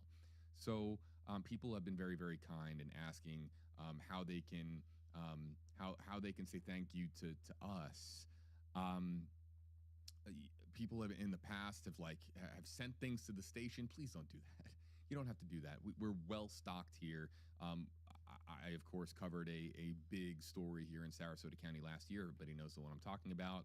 And people would send stuff to the station. I had to go on stream and discourage people. But it also goes to show how big the hearts are of so many people out there, Eric, that just want to express some form of gratitude. Yeah, I had someone send me, and I had no idea, right around Thanksgiving, and I had just started, October, so almost a year ago, and they heard that I said I love Village Inn pumpkin pie, and they literally did a DoorDash order of a Thanksgiving dinner because they felt bad that I was working, and I didn't even know about it. All of a sudden, it's like, you've got a Thanksgiving. It's like, wow. I mean, yeah, the gratitude from people is just something else, JB. It is. It's very, very special. And so here's the number one thing I'm going to tell people. I'm going to bring this up on my phone if I can, and here it is. The number one thing that you can do, there's a few things you can do, but the number one thing that you can do is there's a fund that has now been set up with Nexstar, WFLA, and the American Red Cross. I have not refreshed this, so that actually, you know what? We can refresh this now to see how many donations have come in, if my phone will allow me to do so. And here we go. And all right. Look, it's very, very early, but a few $100s in donations. I think that people are more concerned about the storm itself in the moment. We're not really in the aftermath yet. So look, this link is on WFLA.com, the WFLA app. People will be making contributions. We haven't even really fully started distributing that link yet, even though it's available to you on WFLA.com, because look, we're still talking about impacts on the ground. And so there will be time to donate. There will be time to make your, to make your contribution. But some people are of course still just, trying to get in touch with loved ones and trying to talk with their neighbors and figure out exactly what's happening. For other people that want a way of supporting this brand of journalism, this brand of interactive journalism, and the work that we're doing here at WFLA Now. There's a few things that you can do. The number one thing you want to know, quite honestly, this might sound strange, but the most impactful way that our commenters can let us know that this form of live streaming should stick around in the future and not go the way of the dodo is if you go to the WFLA Facebook page and there's a reviews section. I know this sounds crazy, but those reviews on Facebook really matter. You can mention Eric Stone, hashtag Hey Eric. You can mention myself. And if you want more of this type, if this was helpful to you for future storms, look, I don't know what's going to happen in the future, but if you would like for this to be a regular part of our coverage, going over to the WFLA Facebook page and leaving a note saying that this is something that you have found beneficial. Maybe we answered your question, maybe we didn't. If you leave a review on the WFLA Facebook page, that gets shot directly over to the powers that be, if you will. I'm not shy to talk about the powers that be here as far as our industry goes, and it lets them know that we're making a difference out there. So that's the big way. The other thing that you can do, follow Eric Stone and myself on social media. That is also something very kind that you can do for future weather, future news stories that we cover. What's your information, Eric? So, my Facebook's WFLA Eric, Twitter, meteorologist Eric Stone, and no, I'm sorry, Instagram, meteorologist Eric Stone, and Twitter is WFLA Eric. Perfect. And I'm at WFLA JB across every platform, Facebook, Twitter, Instagram, and on TikTok now. I'm on TikTok. Oh, apparently, he's on with TikTok. one video begging TikTok to allow me to send our stream signal their way. Don't get me started. TikTok did not come through. I'm disappointed because we had potentially life-saving information for people, and TikTok wouldn't take our signal. I can point my phone and go live and stuff, but I'm look at how many screens I'm surrounded by. I need both my hands to be able to do my job. You need 4 hands. I do. I need to be like an octopus. So I can't just like hold a phone and go live on TikTok. That's just not how it works. So TikTok wouldn't take our signal. A little bit disappointed in that. And then the other thing you can do, I will end out on this before we send you over to our signal on air, is you can subscribe to the YouTube channel. Now, as I understand it, we've picked up a lot of new YouTube subscribers. Hello to you. I'm JB. Look, I'm not usually a guy who looks like this. It's been a crazy. I've worked 9 or 10 days in a row now. I've lost count of how many days in a row that I've worked. But however, we're going to be live on YouTube quite a bit as we continue down this journey of WFLA Now and interacting with you in real time. And I think here's what's kind of cool about this, Eric. I think that when we get to 500,000 subscribers, I think that we are going to have a stream to say thank you to our audience, and we might have some cool stuff going on. Oh, that's for awesome. That stream. Yeah. That is great. And I think we're on the cusp of 500,000 subscribers, and there will be an opportunity for us to say thank you, and might just be able to have some fun along the way. So at WFLAJB, you heard Eric Stone's various handles across social media as well. And then also, please, if you would take the extra step, and if we really made a difference, you can leave a review on the WFLA Facebook page. Before we send it back to programming, Eric, one last time, what are you watching for in the hours ahead? Well, basically, I'm just watching for this to get out of here, right? I'm watching for these wobbles, and you can see at the very end there, yet another wobble off to the east. I'll show it to you right there. You can see the storm is just going to keep on moving east. I do think it's going to move into Highlands County, places from Arcadia to Lake Wales to Sebring and Lake Placid in Highlands County. That will be the next bullseye. But for now, the Northport area down toward Englewood, things are finally starting to improve a little bit. And again, in the Tampa area, we've been spared, and we definitely dodged a bullet. It's not over yet for us. There'll be power outages. There'll be intermittent rain bands that keep on going in with tropical storm force wind, hurricane force wind if you're south and east of the bay. And again, just a lot of rain, especially inland up toward Polk County. Thank you, Eric. follow him on social, everybody, for the very latest. And I have the applause button here. I've got a lot of buttons, and we're going to hit the applause button for really quickly our moderators. Michelle,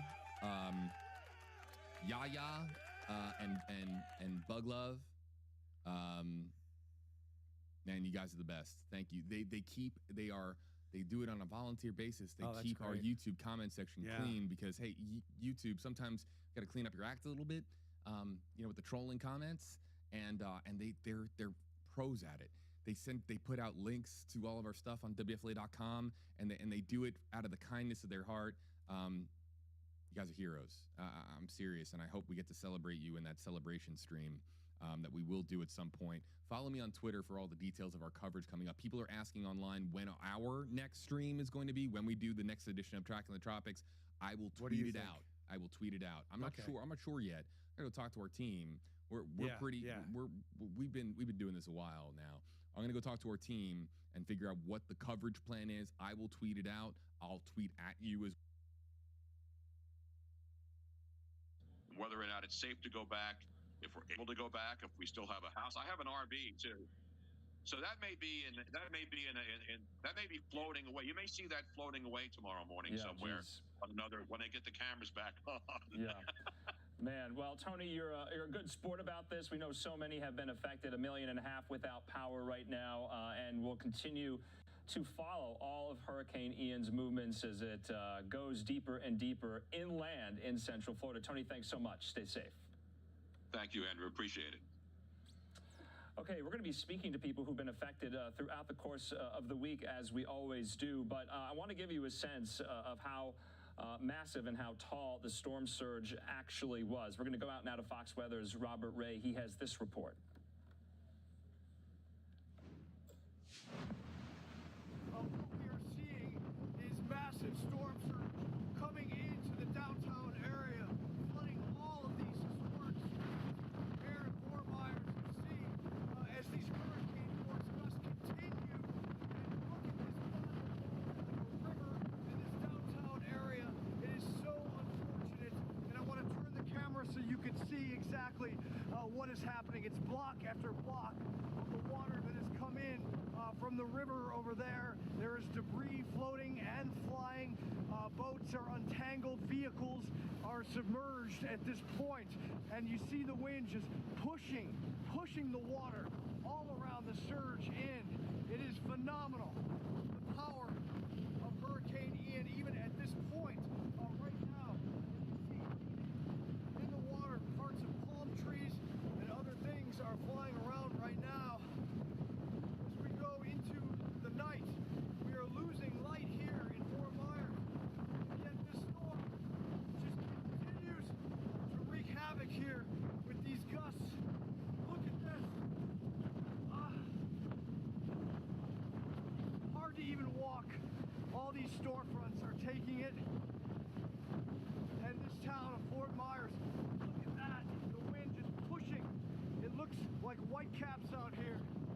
It's not safe by any means. The power of this storm is being unleashed.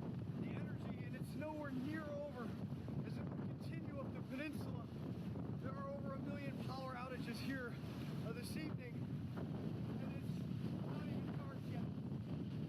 We're going to hunker down here somewhere, but it is difficult to traverse because of the storm surge right now. Reporting in Fort Myers, Robert Ray, Fox Weather.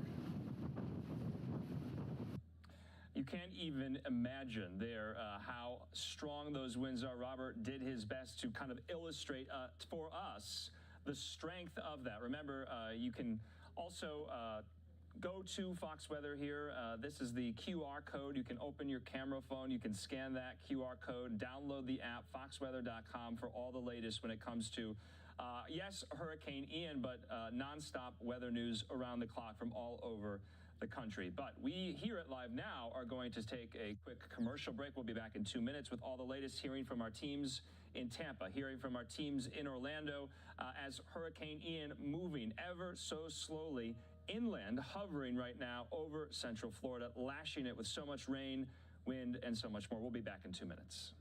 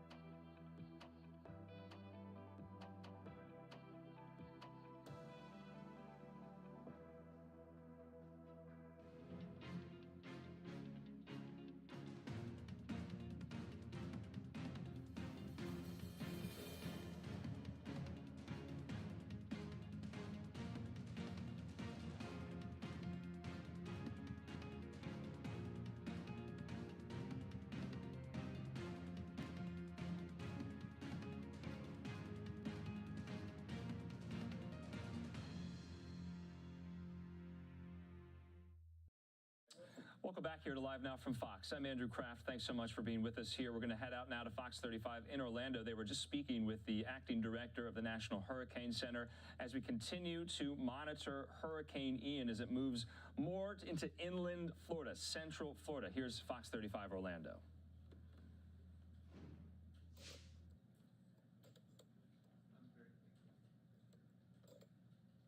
Floating around as well outside her window, outside her balcony rather.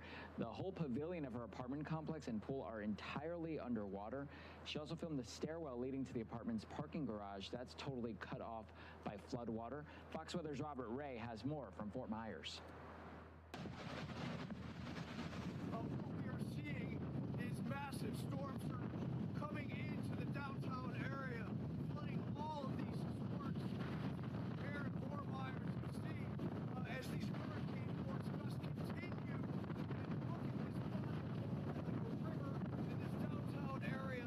It is so unfortunate, and I want to turn the camera so you can see exactly what is happening. It's block after block of the water that has come in from the river over there. There is debris floating and flying. Boats are untangled. Vehicles are submerged at this point. And you see the wind just pushing the water all around the surge in. It is phenomenal. The power of Hurricane Ian, even at this point, right now, you see in the water, parts of palm trees and other things are flying around right now. As we go into the night, we are losing light here in Fort Myers. Yet this storm just continues to wreak havoc here with these gusts. Look at this.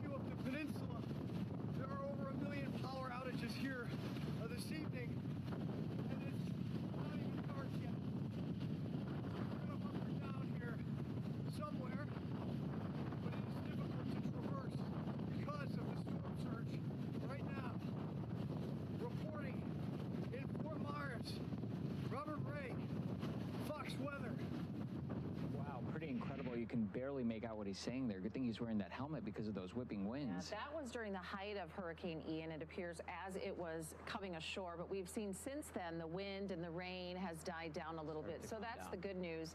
But when Ian was coming ashore, boy, it was bad. It really was. bad. And Key West was hit first with the impacts. The area saw flooding and strong winds.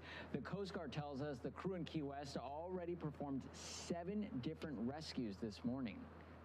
We've already had one crew down in Key West respond to several calls for help, as well as a distressed sailboat mariner and his dog. We were able to get them off the boat and safe and sound really early this morning as the winds and storm surge was coming through Key West. Search and rescue is always the #1 priority, with making sure lives are safe and everybody gets home to their loved ones at the end of the day. The next is making sure that maritime commerce is able to actually happen through all the ports in Florida, as well as Georgia and South Carolina. A very important mission that they have. The Coast Guard is reminding people to be in a safe place because they and other emergency crews may not be able to get to you until after the storm passes. And despite the hurricane and tropical storm warning, some people still headed out to splash around on Cocoa Beach. No surprise that the water got pretty choppy there this afternoon. We spoke with one woman who says she was packing up early because she went through Hurricane Irma back in 2017, and she was not taking this storm lightly.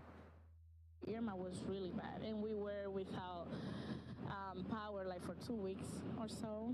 It was bad. So now we take it serious. So when they say take it serious, we just take it serious. And Fox 35 spoke with a few other families, some who were nervous about experiencing their first hurricane. Some said they were just out there at Cocoa Beach to see some of the big waves before they hunkered down inside to ride out the storm. And we want to get the very latest from Hurricane Ian from our Fox 35 storm team tonight. The chief meteorologist, Jamie King, and Brooks Garner is joining us. You know, guys, I wanted to ask you, this is something we were talking about off camera. We're hearing the rain here in Seminole County. We're seeing the rain in Orlando. Can both areas handle that? Can the infrastructure handle all of the rain that we're expecting to see in the next few hours? 20, 30 inches.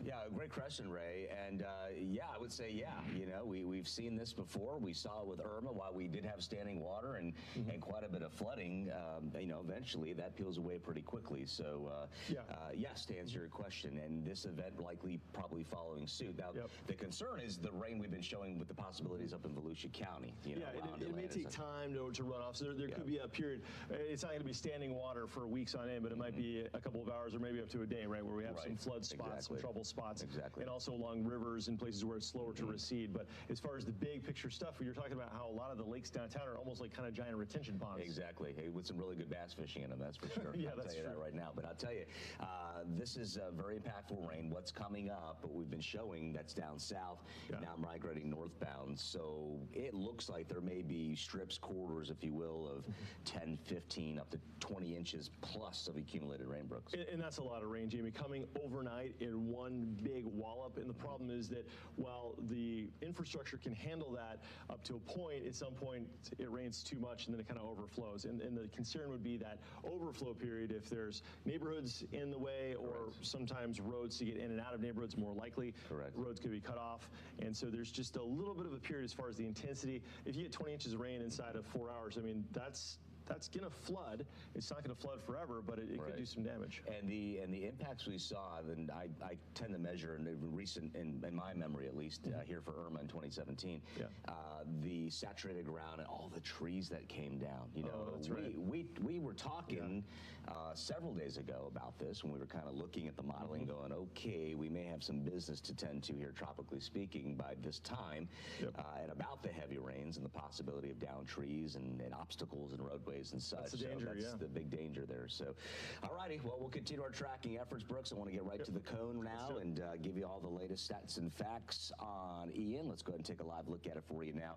Tracking this for you, and shows us current winds at 115 miles per hour. So making landfall a few hours back and on its mission, or its track now, off to the north and east. And that journey takes it here through the gut of the state. Cat 1 status up near Orlando and then making a move, heading offshore as a tropical storm and then heading on into the coastal Carolinas. They've got tropical storm warned areas, so you know, up in this area right now in anticipation of that. And their threats will kind of mimic ours, not as intense, certainly, as we had the peak winds here on the southwestern peninsula. But this thing's going to bring a little bit of extra juice and punch to the local atmosphere up there in the Carolinas and coastal Georgia. So our what we're calling our impact tracker shows what we call in the world of weather helicity, spinning air, right? Like a corkscrew that rotates through the air.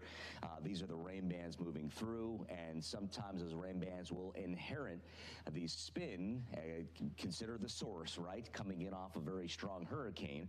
So as those bands move on in, they can and notoriously do produce tornadic spin-ups. Myself and Allison Gargaro, we tracked a couple tornado-warned areas down in Brevard and Osceola, Indian River County early this morning, and then Brooks and Ian did a great job, really nice job tracking in Brevard and Osceola this afternoon. So that was kind of the hot spot, but you can see on the impact tracker how everything starts to spread on out as we get in through tomorrow morning. We have active tornado watches in play now, so we'll see if that's extended into the Thursday time frame. Right now, it does look like that circulation is going to roll on through. We'll start to see the winds coming out of different directions by that time on the backside of the circulation, and that could help to peel back, if not totally mitigate, the chance for any isolated tornadic spin-ups out there for you. So the future radar, as we see it now, it's rain, rain, and more rain, right? And there's no getting around it. So as Brooks did a great job illustrating on our Fox 35 Storm Tracker radar, the two heavy corridors of rain, the one up in Volusia County now, if you live there, you know what I'm talking about, and then the one that's down south as you get down toward Hardee County and a little bit closer south of the I-4 corridor. So we're waiting on that to move on up. As we get to tomorrow morning at 6:30, I'll be here live tracking for you with Allison Gargaro. And bottom line, there'll be more rain. You can see the winds shifting direction. Looks like we'll start to crank them on out, eventually coming out of the north and west by tomorrow night at 9 p.m. as the circulation makes a track over to the open Atlantic. Now, we talk about the rain. We showed you the huge corridor of concentrated moisture rushing in off the Atlantic, and it's taking shape right here. What's neat about it as we look at it now is how you can see in real time now and then look into the future with our future modeling how that is going to play out. And we're talking upwards of almost 2 feet of rain, if not maybe more, in areas in that white zone there. That's pretty much a bullseye there in much of Volusia County, looking at Oviedo to Sanford on down to Longwood, much of Seminole County at about the 18-inch mark. And that's on top of what we've already received. So it keeps on raining out there. Wind gusts for you now, showing us a 46-mile-per-hour gust. So tropical storm force Orlando on down to Sarasota, Miami, West Palm also with some pretty speedy winds, and it lessens some at Jacksonville up to Tallahassee. Here's the outlook now, the watches and warnings for you.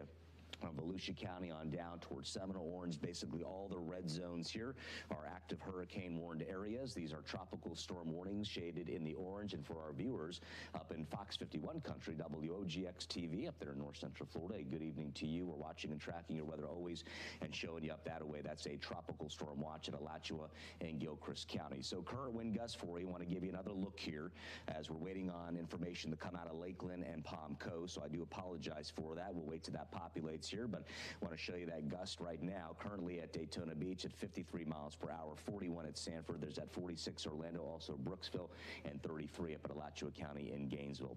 For more right now from the Storm Center, Brooks, we're going to head on over to you. You've got up our Fox weather alert system. Got some new information, Tell us about this it. is what we could be facing tonight. This is very important. Last time I saw this was during Hurricane Harvey in 2017 in Texas. There's a flood emergency that the National Weather Service has issued for Manatee, Sarasota counties, Hardee, DeSoto counties, and down into the Charlotte County area. That's what they call when there's what is determined to be life-threatening flooding, where you get freshwater flooding that rolls into neighborhoods. Maybe they could be submerged or swamped by the flooding, with 12 to 19 inches of rain prompting its issuance. And that, Jamie, is what we could face tonight if these models verify in our area. So let's take a look at the radar in this area and see what we're dealing with. So here's Orlando. Of course, we've been tracking the rain coming in waves off of the Atlantic, and it's been a nuisance for sure. We are seeing flooding. Oviedo right now is some high water, getting some texts out of that area. But this is the region of that flood emergency. And let's zoom in here and check it out. This is going to be now the core of Ian. This is the eye of Ian right here, and it's moving a little bit to the north here. And what you're basically seeing is the eye wall, the northwestern eye wall or the northern eye wall, and we're going to see, unfortunately, as Ian makes its trek up this way, this eye wall rolling right up through Orlando as well. We too could be in that zone where it just too much too soon and it kind of starts to overflow, and there's some issues. By the way, we also just didn't have a flood warning issue. This is just a lower degree of flood warning for the Orlando region, including Osceola County, Orange County, Seminole County, Volusia County, Northern Brevard. Let me draw that a little bit better. This polygon right here, this is a flood warning, meaning that flooding conditions are being observed. We'll take the animation off. So the ground is already saturated. It's already raining very hard. We'll go to our local radar here and check out the actual rates. Our rainfall rates falling right now are exceeding in spots between 4 and 6 inches per hour. And then you've got that core coming in from the southwest. All right. And the southwest core, as you look at that eye wall there, that is obviously a shadow of its former self. Buried within there, though, I'm curious about the winds in there, Brooks. What's coming up from the south and west? If we do a velocity on that, let's see what those values are there, because we always try to look ahead, right? That's what it's all about, staying ahead of any threats. So as we survey and scan that area there with our live Fox 35 Storm Tracker radar, we're able to go in and take a look at the winds coming toward and away from our weather radar. So these are some substantial winds that Brooks is querying right now. 80 to 100 miles per hour. Incredible, incredible. So, all right. We're going to keep on tracking this. So Jamie, compounding the threat with all of the extremely heavy rain prompting this flash flood emergency. Now we've got winds here that are blowing at 80, probably ground truth, maybe 60 to 70 miles an hour with higher gusts. And that's in the forecast. I mean, the National Hurricane Center, they expanded yesterday the hurricane warnings, and for good reason. While the sustained winds are not really near hurricane force, the gusts are 74 plus miles per hour. So that is in the cards, friends. So we told you yesterday, prepare for some impactful winds, prepare for the impactful rains. All threats now coming together. We're live tracking here, Brooks, and I want all to depend on us here in the Storm Center. Keeping you and your family members safe is our top priority, and we mean that from the bottom of our hearts. So keep it here. We're going to keep you up to date. For now, we're going to send it back to our wonderful anchors over there. It's your turn to talk now. We'll send it back to you. Some unbelievable new video coming out of Fort Myers here. You can see all the flooding. That is a trailer floating down the middle of a street. Viewer Becky Hinshaw sent this video our way showing what the view was like from her apartment building. I saw the extended version of this rain. It actually shows boats as well in the streets, which now look more like rivers. Yeah, and that is like 12 feet of water. That's why you're seeing that trailer float away like nothing, because the street has turned into a river. That's what they were saying. We could see storm surge 12 feet high. We did, and that's what it turns into. Holy that's a tornado. All right, here's some more video. This is from Fort Myers as well. You can see the trees whipping in the wind there. This is a balcony view right there. Yeah. And it looks like a tornado because we could see the winds are whipping there. You can see her whole pavilion right there floating away. There's some debris right there outside her balcony as well. And actually that staircase led to her garage. It was cut off. Garage. Yeah, it was cut off because of all the water that came whipping up, and you could just see how incredible that is. The wind just picking up and pushing that water all around. She's basically cut off until that water recedes. Yeah, and she says all the cars down in the parking garage are of course now flooded underwater. Yeah. And one of the areas we've been showing you that's been hit the hardest so far is Sanibel Island. That's in Lee County. We've got a better idea of just how bad the flooding damage is. Elise Shengri posted videos from before the storm hitting, and you could see it right there. You can see where her pool is, and that pool is about to get a lot more water. That's pre-Ian right there. Yeah, that's pre-Ian. That water is making its way right over there. And post-Ian is coming here. Yeah, the whole pool deck area is now so deep underwater, it looks like it's part of the ocean. That's what we're talking about right there. The National Weather Service expecting between 8 to 12 feet of storm surge right in that area. And that is why they told people to evacuate, because they were expecting exactly that. A Cat 4 hurricane, Ian, coming ashore just a few miles per hour shy of a Cat 5. It is now the 4th strongest storm to ever hit Florida. And check out this video showing rain whipping across the overpass on I-75 North. Look at how strong that is. This is in Northport on the west coast of Florida at the exit for Toledo Blade Boulevard. And when this was happening in real time, Brooks was telling us, I think that is the eye of the storm. Wow. So that is right around 150 mile-per-hour winds whipping across I-75 there on the west coast of Florida. And we are seeing the winds start to pick up here in central Florida as well. Fox 35's Deborah Cho is joining us live from Daytona Beach shores. And Deborah, they are starting to shut down bridges where you are. Yeah, around 7:30, we saw Daytona Beach Police or Daytona Beach Shores tweet out that they were going to start closing the bridges just because of how strong that wind is getting. But I can tell you, we have seen trucks actually go over that bridge. I will also say that me and my photographer, Evan, did go over that bridge thinking that it was going to get closed. We went over it, and I can tell you it's very dangerous to go over that. It was very windy. You can feel the cars shaking. You can see how the rain was just pelting against the windshield, and it was really hard to just see. You can see some people even just walking across the street right now. But as far as that wind is, that's really picking up here along the shoreline.